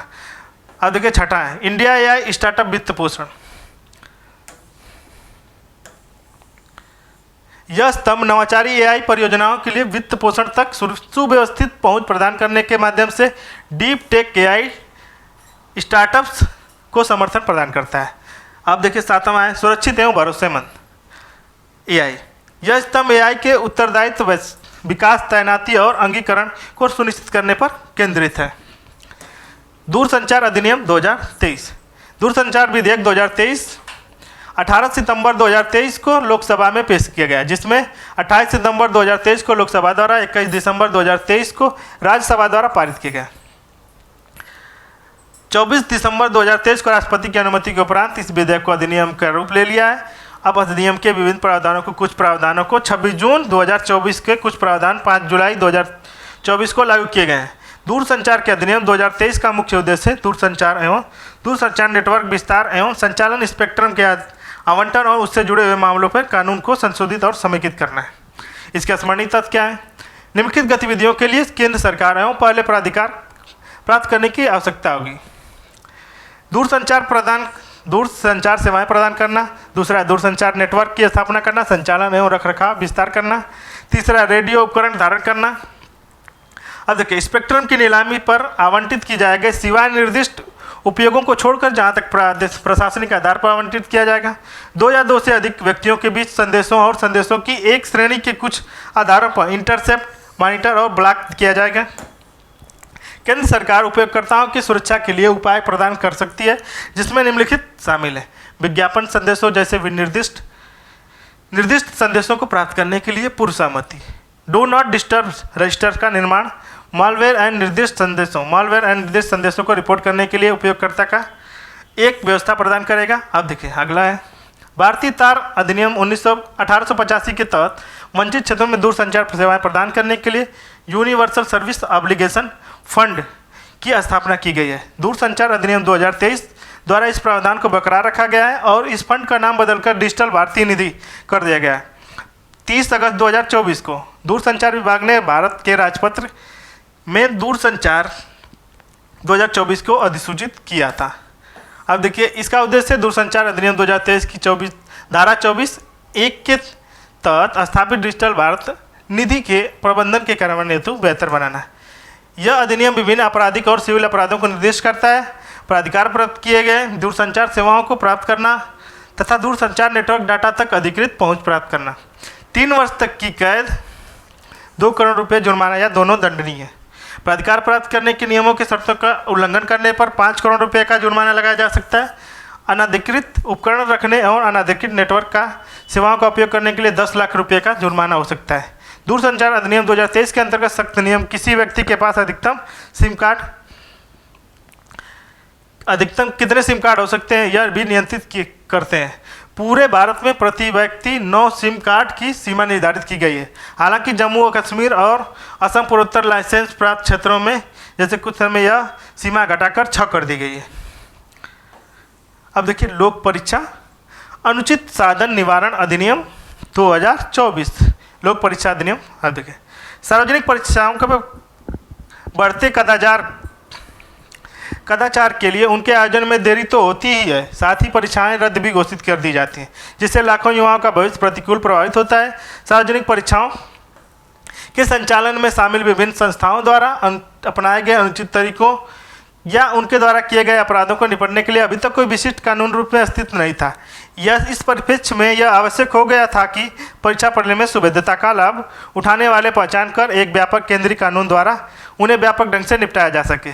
ज्ञातव्य है कि 18 जून 2024 को भारत के 317 शहरों में राष्ट्रीय परीक्षण एजेंसी द्वारा आयोजित यूजीसी नेट परीक्षा के साथ साथ 5 मई 2024 को आयोजित नीट 2024 में कथित अनियमितता उजागर हुई है। 19 जून को केंद्रीय शिक्षा मंत्री ने एक विज्ञप्ति जारी कर परीक्षा प्रक्रिया की उच्चतम स्कोर की पारदर्शिता को सुनिश्चित करने के लिए यूजीसी नेट जून 2024 की परीक्षा को रद्द घोषित कर दिया था। स्मरणीय तथ्य देखिए, इसमें 21 जून 2024 को केंद्र सरकार द्वारा लोक परीक्षा अधिनियम प्रावधानों को लागू करने के लिए राजपत्र के माध्यम से अधिसूचना जारी की गई थी। ज्ञातव्य है कि लोक परीक्षा विधेयक 2024 5 फरवरी लोकसभा में पेश किया था। 5 फरवरी 2024 को 6 फरवरी 2024 को लोकसभा ने और 9 फरवरी 2024 को राज्यसभा ने पारित होने के उपरांत 12 फरवरी 2024 को राष्ट्रपति को मंजूरी प्राप्त हो गई है। लोक परीक्षा अधिनियम 2024 का उद्देश्य लोक परीक्षा में अनुचित साधनों का प्रयोग करने से रोकना है और सार्वजनिक परीक्षा के तहत इस अधिनियम की अनुसूची में निर्दिष्ट और लिखित प्राधिकरणों को संचालित परीक्षाओं में शामिल की गई है। अब देखिए, संघ लोक सेवा आयोग की परीक्षा, कर्मचारी सेवा आयोग, रेलवे भर्ती बोर्ड, राष्ट्रीय परीक्षा अधिकरण, बैंकिंग कार्मिक चयन संस्थान, केंद्रीय सरकार द्वारा मंत्रालय और विभाग में भर्ती के लिए उनके संबंध और अधीनस्थ कार्यालय। यह अधिनियम सार्वजनिक परीक्षाओं के संबंध में कई अपराधों को परिभाषित करता है। यह किसी भी अनुचित साधन के इस्तेमाल की साजिश रचने वाले मिलीभगत करने पर रोक लगाता है। निर्दिष्ट अपराधों के लिए 3 से 5 साल तक की कैद तथा 10 लाख रुपये तक जुर्माने का प्रावधान किया गया है। इस अधिनियम के सभी अपराध संज्ञेय, गैर जमानती और असमनीय होंगे। यह अधिनियम संगठित अपराधों के लिए बड़ी सजा निर्दिष्ट करता है। संगठित अपराधों को व्यक्ति के समूह को 5 वर्ष से 10 वर्ष तक की सजा होगी। कम से कम 1 करोड़ रुपये का जुर्माना लगाया जा सकता है। न्यूनतम पुलिस उपाधीक्षक डीएसपी के या सहायक पुलिस उपाध्यक्ष, पुलिस आयुक्त की रैंक वाले अधिकारी इस अधिनियम के अपराधों की जांच करेंगे।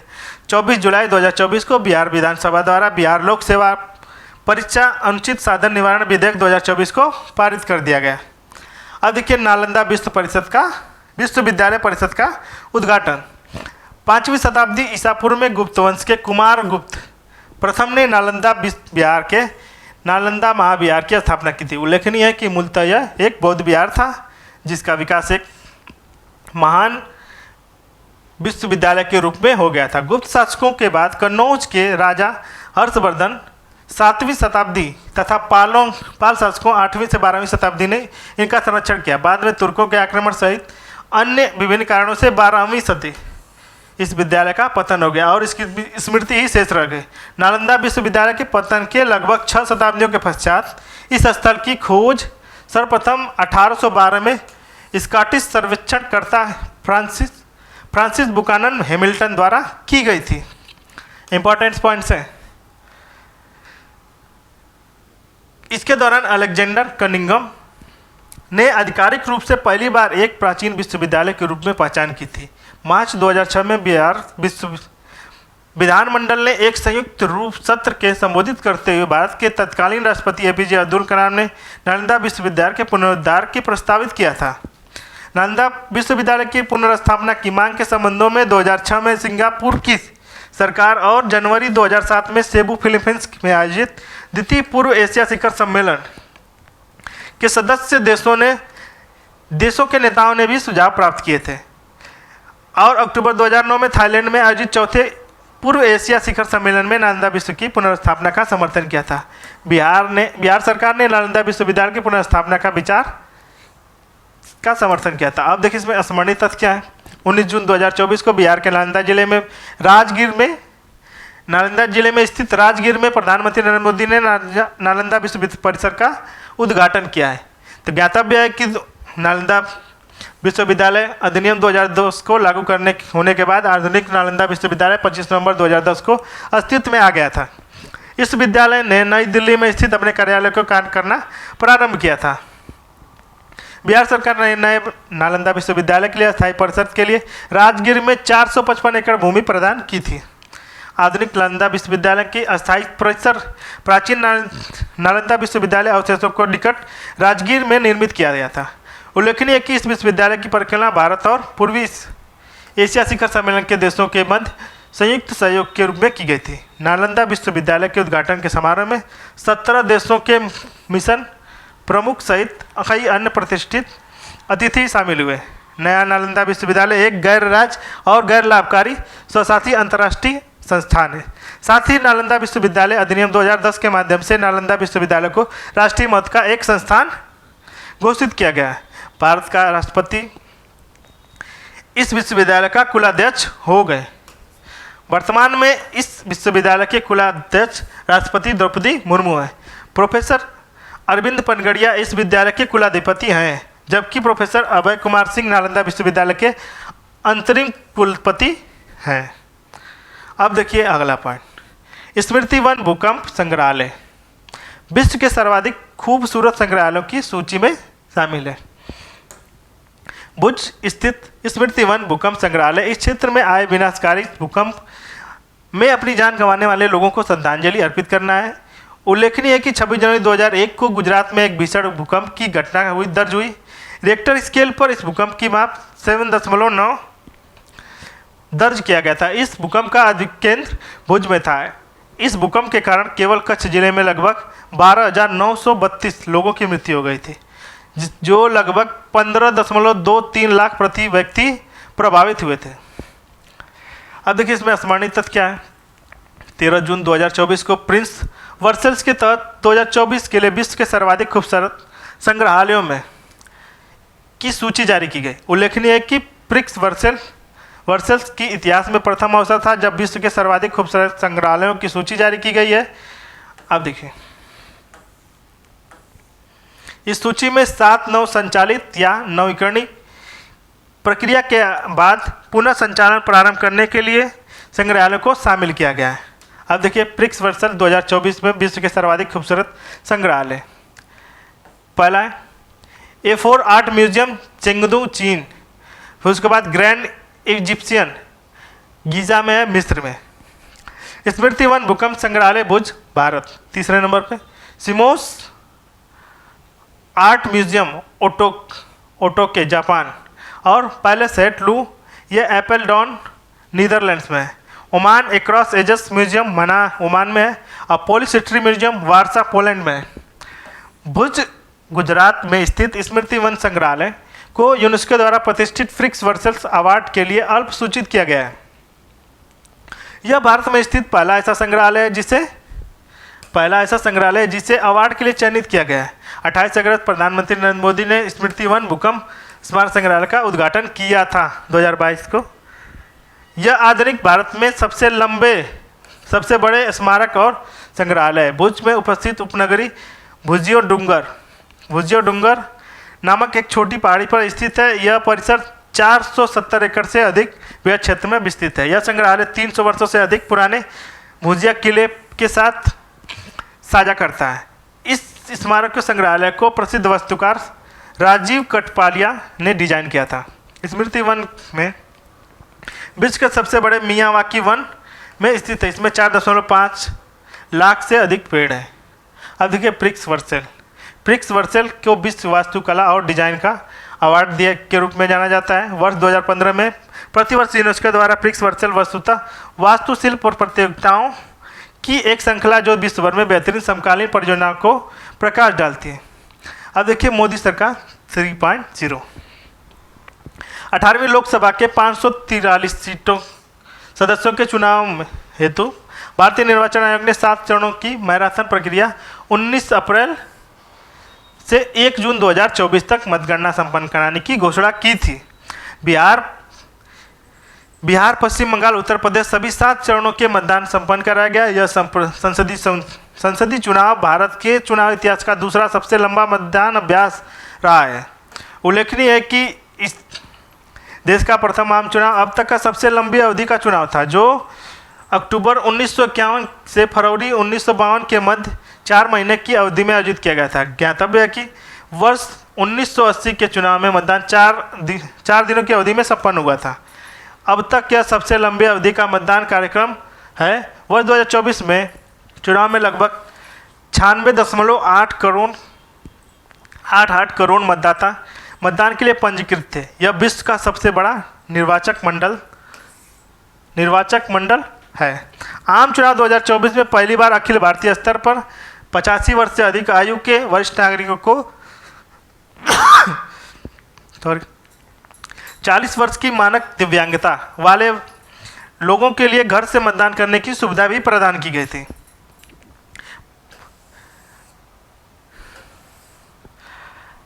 यह एक ऐतिहासिक कदम था जिसमें ग्रेट निकोबार द्वीप समूह सोम्पेन जनजाति को पहली बार आम चुनाव 2024 में मतदान किया। भारतीय चुनाव आयोग आम चुनाव में 2024 में दिव्यांगता मतदान को अपने मताधिकार का प्रयोग करने हेतु प्रेरित करने के लिए अर्जुन पुरस्कार विजेता और पैरा तीर अंदाज शीतल देवी को ECI इलेक्शन कमीशन इंडिया राष्ट्रीय आइकन मतलब नेशनल आइकन के रूप में नियुक्त किया गया था शीतल देवी को। अब देखिए इसमें स्मरणीय तथ्य क्या है। EIC के अनुसार आम चुनाव 2024 में सभी चरणों में कुल मिलाकर मतदानों पर 65.79% मत दर्ज किया गया। हालांकि उपरोक्त आंकड़ों में सकल मतदाता को इंगित नहीं करता है क्योंकि इसमें डाक मत की संख्या शामिल नहीं है, डाक मत नहीं इसमें शामिल है। 6 जून 2024 को आंकड़ों के अनुसार सभी राज्यों केंद्र शासित प्रदेशों में लक्षद्वीप के सर्वाधिक 84.16 मतदान दर्ज किया गया। लक्षद्वीप में सर्वाधिक 84.16, जबकि बिहार में न्यूनतम 56.19% मतदान दर्ज किया और उत्तर प्रदेश में 56.92% मतदान दर्ज किया गया। संसदीय चुनाव क्षेत्रों में आम चुनाव में 2024 में सभी सातों चरण मतगणना में 4 जून 2024 को संपन्न हुई। ज्ञातव्य है कि आम चुनाव 2024 में केवल 442 संसदीय निर्वाचन क्षेत्रों पर ही संपन्न हुआ था। उल्लेखनीय है कि गुजरात के स्थित सूरत लोकसभा निर्वाचन क्षेत्र को भारतीय जनता पार्टी के मुकेश कुमार चंद्रकांत दलाल निर्विरोध रूप से विजयी घोषित किए गए थे। घोषित परिणामों के अनुसार 18वीं लोकसभा के बीजेपी में सर्वाधिक 240 सीटें जीतकर सबसे बड़े दल के रूप में उभर कर सामने आई है। बीजेपी के बाद राष्ट्रीय कांग्रेस 99 सीटें जीतकर दूसरे स्थान पर रही, जबकि समाजवादी पार्टी 37 सीटें जीतकर तीसरे स्थान पर रही। लोकसभा निर्वाचन में प्रमुख परिणाम 2024 देखिए, एक दल है, विजित सीटें प्रतिशत कितने मत पाए और विजिट सीटें 2019 में कितनी थी। भारतीय जनता बीजेपी कितनी 240 सीटें थी और कितने प्रतिशत मत 36%, 36.56%। 303 सीटें 2019 में थी। अब देखिए INC 99 सीटें 21.19% और 52 सीटें कब थी 2019 में। समाजवादी पार्टी 37 4.58%, 5 सीटें क्या थी पहले थी। ऑल इंडिया तृणमूल कांग्रेस इसमें 29 सीटें 4.37, 22 सीटें पहले थी। द्रविड़ मुनेत्र कड़ंगम DMK 22 सीटें पहले थी इस समय और 1.8% मत प्राप्त किया और 24 सीटें पहले थी। तेलुगु देशम पार्टी TDP 16 सीटें इस समय 1.98% मत प्राप्त किया, 3 सीटें पहले थी। जनता दल यूनाइटेड पहले 12 सीटें इस समय 1.2% मत प्राप्त किया, पहले 16 सीटें थी। वर्तमान में लोकसभा में INC के सांसदों की संख्या 98 है। राहुल गांधी INC लोकसभा चुनाव 2024 में 2 सीटों रायबरेली और वायनाड से विजित हुए थे। श्री गांधी द्वारा वायनाड संसदीय निर्वाचन क्षेत्र को छोड़ दिए जाने के कारण यह सीट वर्तमान में रिक्त है। लोकसभा निर्वाचन के इतिहास में समाजवादी पार्टी ने 2024 में अपना सर्वश्रेष्ठ प्रदर्शन किया था। आम चुनाव 2024 में उत्तर प्रदेश के कुल 80 संसदीय निर्वाचन क्षेत्रों में समाजवादी पार्टी ने 37 निर्वाचन क्षेत्रों पर विजयी रहा। अब लोकसभा निर्वाचन 2024 सर्वाधिक मत जीतने वाले 3 प्रत्याशी कौन हैं? तो राकिबुल हुसैन INC के धुबरी से असम कितने सीटें हैं? 10,12,476 इतने मत से जीते हैं। शिवराज सिंह चौहान BJP विदिशा के मध्य प्रदेश में कितने से जीते हैं? तो 8,21,408 8,21,408 सीटों से मतलब वोटों से जीते हैं। CR पाटिल नवसारी गुजरात से तो 7,73,551 वोटों से जीते हैं। उपरोक्त सूची के आधार पर इंदौर के लोकसभा निर्वाचन क्षेत्र के परिणाम शामिल नहीं किए क्योंकि वहां के एक चुनाव में विजयी उम्मीदवार के सबसे ज़्यादा मत नोटा के विकल्प में प्राप्त हुए थे। अब देखिए 18वीं लोकसभा सबसे युवा सांसद प्रयागराज उत्तर प्रदेश के पुष्पेंद्र सरोज 25 वर्ष 18वीं लोकसभा के सबसे कम आयु के सांसद हैं। इनका जन्म 1 मार्च 1999 को हुआ था। लोकसभा निर्वाचन 2024 के कौशाम्बी संसदीय निर्वाचन क्षेत्र से ये सांसद निर्वाचित हुए। यह समाजवादी पार्टी से संबंधित है। अब देखिए 18वीं लोकसभा के सबसे युवा महिला सांसद युवा सांसद वाराणसी में जन्मी प्रिया सरोज 18वीं लोकसभा में सबसे कम आयु की महिला सांसद है। इनका जन्म 23 नवंबर 1998 को हुआ था। लोकसभा निर्वाचन में ये मछली शहर संसदीय निर्वाचन क्षेत्र से सांसद निर्वाचित हुई हैं। यह समाजवादी पार्टी से संबंधित है। लोकसभा निर्वाचन 2024 में 74 महिलाएं मतलब 13.36% सांसद के रूप में निर्वाचित हुई हैं, जबकि 2019 के आम चुनाव में 78 महिलाएं विजयी हुई थी। 7 जून 2024 को नई दिल्ली में एनडीए सदस्यीय दल की बैठक संपन्न हुई। इस बैठक के दौरान प्रधानमंत्री नरेंद्र मोदी को सर्वसम्मति से एनडीए की सर्वदलीय दल का नेता चुना गया और 9 जून 2024 को राष्ट्रपति भवन में आयोजित एक समारोह में नरेंद्र मोदी को लगातार तीसरे कार्यकाल के लिए भारत के प्रधानमंत्री के रूप में शपथ ली। प्रधानमंत्री पंडित जवाहरलाल नेहरू के पश्चात लगातार तीसरे कार्यकाल के लिए पद ग्रहण करने वाले पंडित श्री मोदी दूसरे व्यक्ति हैं। प्रधानमंत्री की अतिरिक्त 30 कैबिनेट मंत्री, 5 राज्य मंत्रियों और 36 राज्य मंत्रियों ने भी शपथ ली। प्रधानमंत्री और मंत्रिपरिषद के शपथ ग्रहण के दौरान भारत के पड़ोसी देश और हिंद महासागर के क्षेत्र के नेताओं को विशिष्ट अतिथि के रूप में आमंत्रित किया गया था। शपथ ग्रहण के दौरान शामिल प्रमुख विदेशी नेताओं का विवरण निम्नलिखित है। रानिल विक्रमसिंघे श्रीलंका के राष्ट्रपति, अब देखिए मोहम्मद मुइज्जू मालदीव के राष्ट्रपति, शेख हसीना बांग्लादेश की तत्कालीन प्रधानमंत्री और प्रविंद कुमार जगन्नाथ मॉरिशस के प्रधानमंत्री।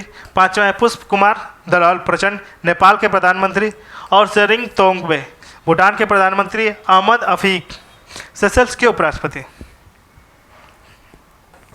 अब देखिए 4 राज्यों में विधानसभा के चुनाव। भारत निर्वाचन आयोग ने 16 मार्च 2024 को एक प्रेस नोट के माध्यम से लोकसभा के गठन हेतु आम चुनाव के 2024 में 4 राज्य आंध्र प्रदेश, अरुणाचल, उड़ीसा और सिक्किम में विधानसभा का चुनाव घोषणा की है। आंध्र प्रदेश में 2024, इसमें 15वीं लोकसभा 12 जून से 2019 से 11 जून 2024 तक निर्धारित था। उल्लेखनीय कि आंध्र प्रदेश में विधानसभा निर्वाचन क्षेत्रों की कुल संख्या कितनी है? 175 है। इसमें से 29 सीटें एससी, 7 सीटें अनुसूचित जनजाति और उम्मीदवारों के लिए आरक्षित है। 29 सीटें एससी के लिए और 7 सीटें अनुसूचित जनजाति के लिए। आंध्र प्रदेश में सभी 175 विधानसभा निर्वाचन क्षेत्रों हेतु चुनाव के लिए एक ही चरण में 13 मई 2024 को संपन्न हुआ था। 13 मई 2024 को संपन्न हुआ था, जबकि मतगणना 4 जून 2024 को संपन्न हुई। 4 जून 2024 को घोषित परिणामों के अनुसार आंध्र प्रदेश में विधानसभा चुनाव में Telugu Desam party TDP, Bharatiya Janata party और जनसेर जेएनपी के गठबंधन की भारी जीत हासिल हुई, जबकि सत्तारूढ़ दल युवजन श्रमिक रयातू कांग्रेस पार्टी की करारी हार का सामना करना पड़ा। वाईएसआरसीपी आंध्र प्रदेश की विधानसभा में विपक्ष का दर्जा भी प्राप्त करने में असमर्थ रही। 12 जून 2024 को एन चंद्रबाबू नायडू ने आंध्र प्रदेश के नए मुख्यमंत्री के रूप में शपथ ली। लोकप्रिय तेलुगु अभिनेता जनसेना पार्टी के संस्थापक पवन कल्याण को आंध्र प्रदेश का उप मुख्यमंत्री बनाया गया है। उल्लेखनीय है कि अपने 4 दशकों से अधिक राजनीतिक करियर के दौरान श्री नायडू ने चौथी बार आंध्र प्रदेश के मुख्यमंत्री का पद ग्रहण किया है। उड़ीसा विधानसभा 2024, उड़ीसा की 16वीं विधानसभा का कार्यकाल, उड़ीसा विधानसभा चुनाव 2024, उड़ीसा की 16वीं विधानसभा का कार्यकाल 25 जून 2019 से 24 जून 2024 तक निर्धारित था। उल्लेखनीय कि उड़ीसा के विधानसभा का निर्वाचित क्षेत्र का 147 सीटें हैं। इसमें 24 सीटें अनुसूचित जाति के लिए है, 33 सीटें एसटीज के लिए हैं, मतलब अनुसूचित जनजाति के लिए। उड़ीसा में 147 सीटें विधानसभा निर्वाचन के लिए चुनाव के 4 चरणों में संपन्न हुआ। सभी चरणों का चुनाव मतगणना 4 जून 2024 को संपन्न हुई। 4 जून 2024 को घोषित परिणामों के अनुसार उड़ीसा के विधानसभा का निर्वाचन भारतीय जनता पार्टी ने 78 सीटें जीतकर सामान्य सिंपल मेजॉरिटी हासिल की। इसमें बीजेपी ने उड़ीसा में ऐतिहासिक जीत के साथ ही बीजू जनता दल और उसके नवीन पटनायक लगभग 24 वर्ष लंबे कार्यकाल का अंत कर दिया है, जिसमें 12 जून भुवनेश्वर को उड़ीसा के आयोजित एक समारोह में मोहन चरण मांझी ने नए मुख्यमंत्री के रूप में शपथ ली है। मोहन चरण मांझी, कनक वर्धन सिंह देव और प्रावती परिदा को उप मुख्यमंत्री के रूप में नियुक्त किया गया है। कनक सिंह। अब देखिए, उल्लेखनीय है कि उड़ीसा में बीजेपी और विधानसभा चुनाव में पहली बार अपने दम पर बहुमत हासिल कर सरकार का गठन किया है। अरुणाचल प्रदेश विधानसभा चुनाव 2024, अरुणाचल प्रदेश विधानसभा चुनाव 2024। अरुणाचल प्रदेश की 7वीं विधानसभा का कार्यकाल 3 जून 2019 से लेकर 2 जून 2024 तक था। तो उल्लेखनीय है कि अरुणाचल प्रदेश की विधानसभा के निर्वाचन क्षेत्रों की संख्या कितनी है? 60 है। इसमें 59 सीटें अनुसूचित जाति के लिए, अनुसूचित जनजाति के, अनुसूचित जाति तो वहाँ है ही नहीं। अरुणाचल प्रदेश में 50 विधानसभा निर्वाचन क्षेत्र होती है। एक ही चरण में 19 अप्रैल 2024 को संपन्न हुआ। ज्ञातव्य है कि 10 विधानसभा क्षेत्रों में बीजेपी निर्विरोध घोषित हुई, निर्विरोध जीती। 2 जून 2024 को घोषित परिणामों के अनुसार 60 सदस्यीय अरुणाचल प्रदेश की विधानसभा में 46 सीटें जीतकर बीजेपी ने बहुमत प्राप्त किया। 46 सीटें जीतकर बीजेपी ने बहुमत प्राप्त किया। 13 जून 2024 को ईटानगर में बीजेपी नेता पेमा खांडू ने लगातार तीसरे कार्यकाल के लिए अरुणाचल प्रदेश के मुख्यमंत्री के रूप में शपथ ग्रहण की। चौना मीन ने उप मुख्यमंत्री के रूप में शपथ लिए। अब देखिए सिक्किम विधानसभा निर्वाचन 2024। सिक्किम की 10वीं विधानसभा कार्यकाल 3 जून 2019 को 2 जून 2024 तक था। उल्लेखनीय है कि सिक्किम विधानसभा के निर्वाचन क्षेत्रों की संख्या कितनी है? 32। इसमें 2 सीटें अनुसूचित जाति के लिए और उम्मीदवारों के लिए आरक्षित है। सिक्किम में 32 विधानसभा निर्वाचन क्षेत्र हेतु एक चुनाव एक ही चरण में 19 अप्रैल को समाप्त हुआ। 2 जून 2024 को घोषित परिणामों के अनुसार मुख्यमंत्री प्रेम सिंह तमांग ने नेतृत्व में सिक्किम क्रांतिकारी मोर्चा की भारी जीत के साथ लगातार दूसरे कार्यकाल के लिए हिमालयी राज्य के सिक्किम का सत्ता प्राप्त करने में सफल रहे। 10 जून 2024 को सिक्किम क्रांतिकारी मोर्चा के अध्यक्ष प्रेम सिंह तमांग को गंगटोक में आयोजित एक समारोह में लगातार दूसरे कार्यकाल के लिए सिक्किम के मुख्यमंत्री के रूप में शपथ ग्रहण की है।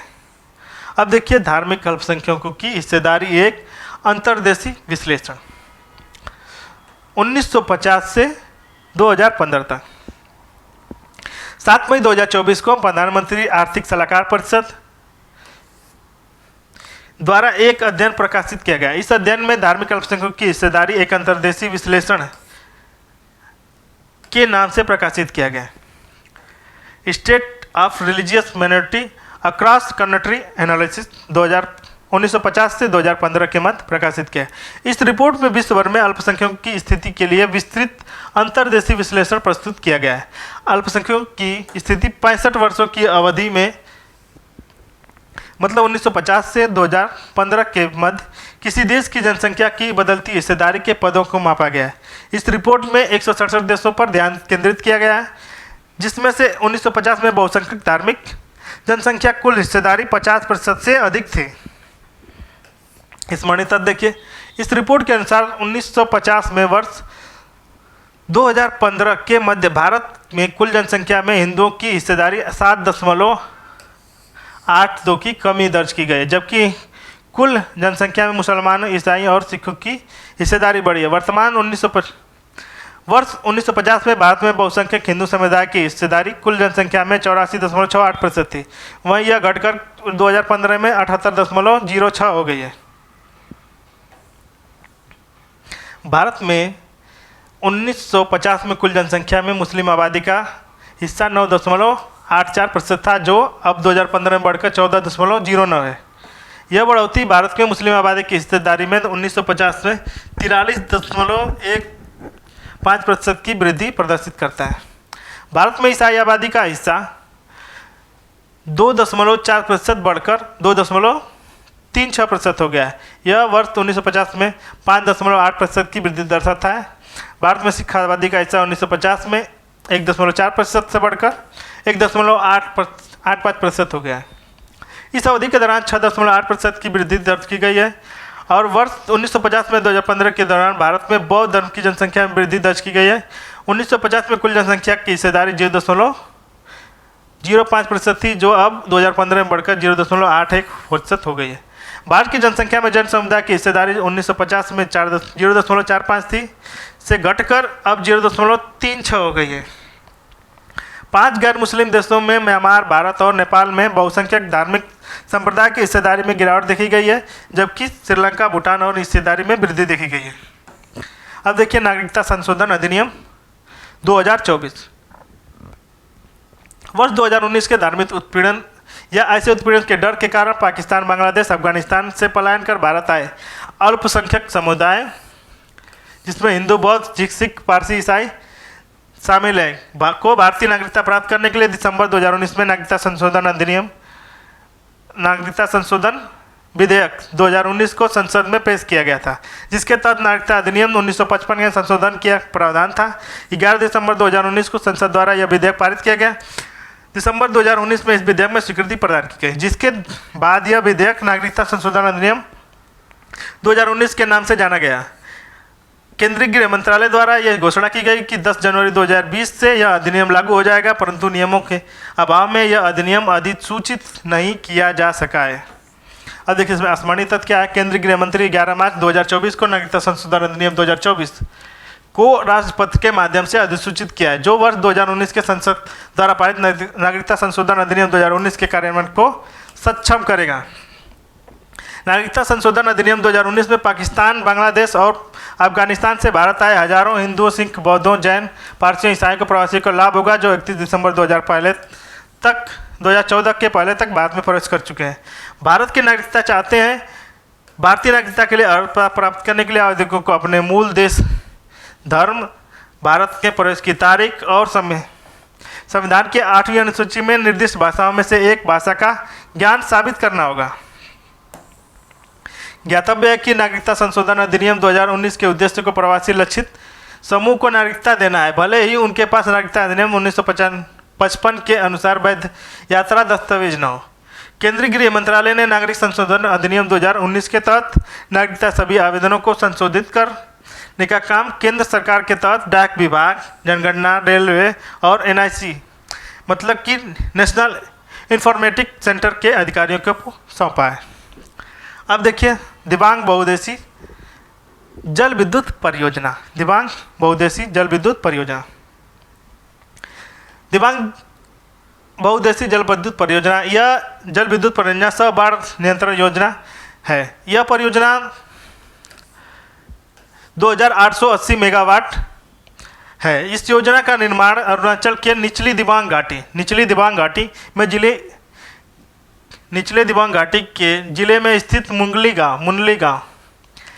गांव के निकट किया जाएगा। इस परियोजना का निर्माण दिबांग नदी पर किया जाएगा, जिसका उद्गम 5000 मीटर की अधिक ऊंचाई पर तिब्बत सीमा के निकट हिमालय के बर्फ से ढके दक्षिणी भाग में होता है। 9 मार्च 2024 को प्रधानमंत्री नरेंद्र मोदी ने दिबांग बहुउद्देशीय जल विद्युत परियोजना की आधारशिला रखी। इस परियोजना का विकास NHPC लिमिटेड द्वारा किया जाएगा। दिबांग बहुउद्देशीय जल विद्युत परियोजना 31,875 करोड़ रुपए की अधिक लागत से निर्मित की जाएगी। इस परियोजना के तहत 278 मीटर ऊंचे बांध का निर्माण किया जाएगा, जो भारत का सबसे ऊंचा हाईएस्ट कंक्रीट ग्रेविटी डैम होगा। इस बांध का निर्माण रोलर कॉम्पैक्ट कंक्रीट तकनीक से किया जाएगा। यह विश्व का सबसे ऊंचा RCC बांध, highest RCC dam of the world. इस बांध का लक्ष्य अपने चरम 1 महीने में 5 लाख क्यूबिक मीटर से अधिक जल का संग्रहण करना है और ऐसा करने वाला विश्व का पहला बांध होगा।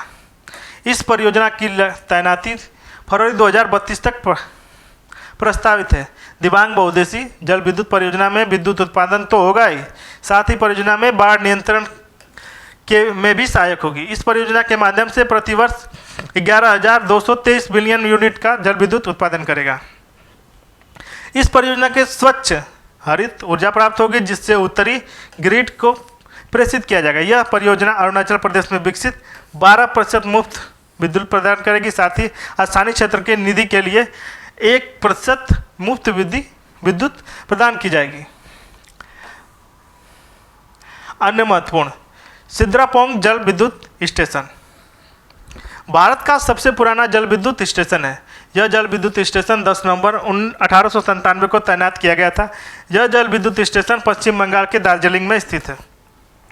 इसकी स्थापित क्षमता के संदर्भ में विश्व का सबसे बड़ा संचालित जल विद्युत संयंत्र चीन स्थित थ्री गॉर्जस संयंत्र है, जिसकी क्षमता है 22.5 गीगावाट।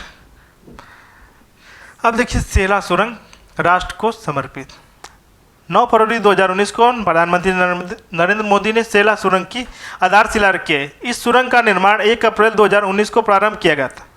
दुर्गम क्षेत्र में प्रतिकूल मौसमी परिस्थितियों को चुनौतियों को पार करने हेतु यह सुरंग 5 वर्षों की अवधि से बनकर तैयार हो गई थी।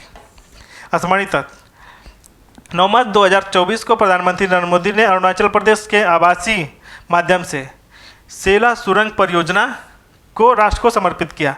इस सुरंग का निर्माण सीमा बेल्ट रोड मतलब बॉर्डर रोड ऑर्गेनाइजेशन के प्रोजेक्ट वर्तक के अंतर्गत किया गया है। सेला सुरंग समुद्र तल से लगभग 13,000 फीट ऊंचाई पर स्थित है। यह सुरंग अभी स्थित तेजपुर अरुणाचल प्रदेश के तवांग को जोड़ने वाली सड़क पर बनाई गई है। सेला सुरंग सेला दर्रे के हिम से काफ़ी नीचे बनाई गई है, जिससे बर्फ से बिना हटाए सभी मौसमों के सुगमतापूर्ण यात्रा संभव हो सकेगी। ज्ञातव्य है कि असम की सरकार असम को अरुणाचल प्रदेश के जोड़ने वाली बालीपारा 4 द्वार तवांग सड़क पर समुद्र तल से लगभग 13,700 फीट की ऊंचाई पर सेला दर्रा भी स्थित है, जो अपने जोखिम भरे दुर्गम मार्ग के लिए जाना जाता है। यह सुरंग का निर्माण न्यू ऑस्ट्रियन टनल विधि द्वारा किया जाएगा। समुद्र तल से 1300 फीट की ऊंचाई पर स्थित यह विश्व की सबसे लंबी द्विलेन सड़क सुरंग है। सेला सुरंग तवांग अरुणाचल प्रदेश के लोगों को वरदान साबित होगी, क्योंकि इस सुरंग के निर्माण से यात्रा के समय में कटौती होगी और सेला दर्रे को पार तेजी से आवाजाही सुनिश्चित होगी। उल्लेखनीय है कि इस सुरंग के निर्माण के बाद तेजपुर में तवांग तक यात्रा में लगने वाला समय 1 घंटे से अधिक की कमी आ जाएगी। साथ ही तवांग और उसके आगे के क्षेत्र के लिए हर मौसम की कनेक्टिविटी सुनिश्चित हो सकेगी।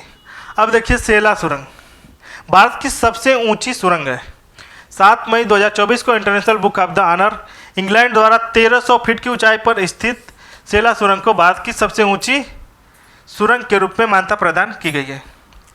International book of the honour के अनुसार यह सुरंग भारत के इंजीनियरिंग का चमत्कार है। यह सुरंग सुरम्य नगर तवांग के लिए कनेक्टिविटी प्रदान करेगा।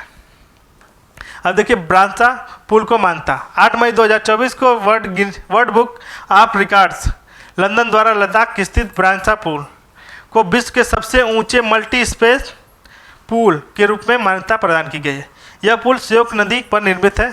सीमा सुरक्षा संगठन BRO द्वारा 14,900 फीट की ऊंचाई पर इस पुल का निर्माण किया जाएगा।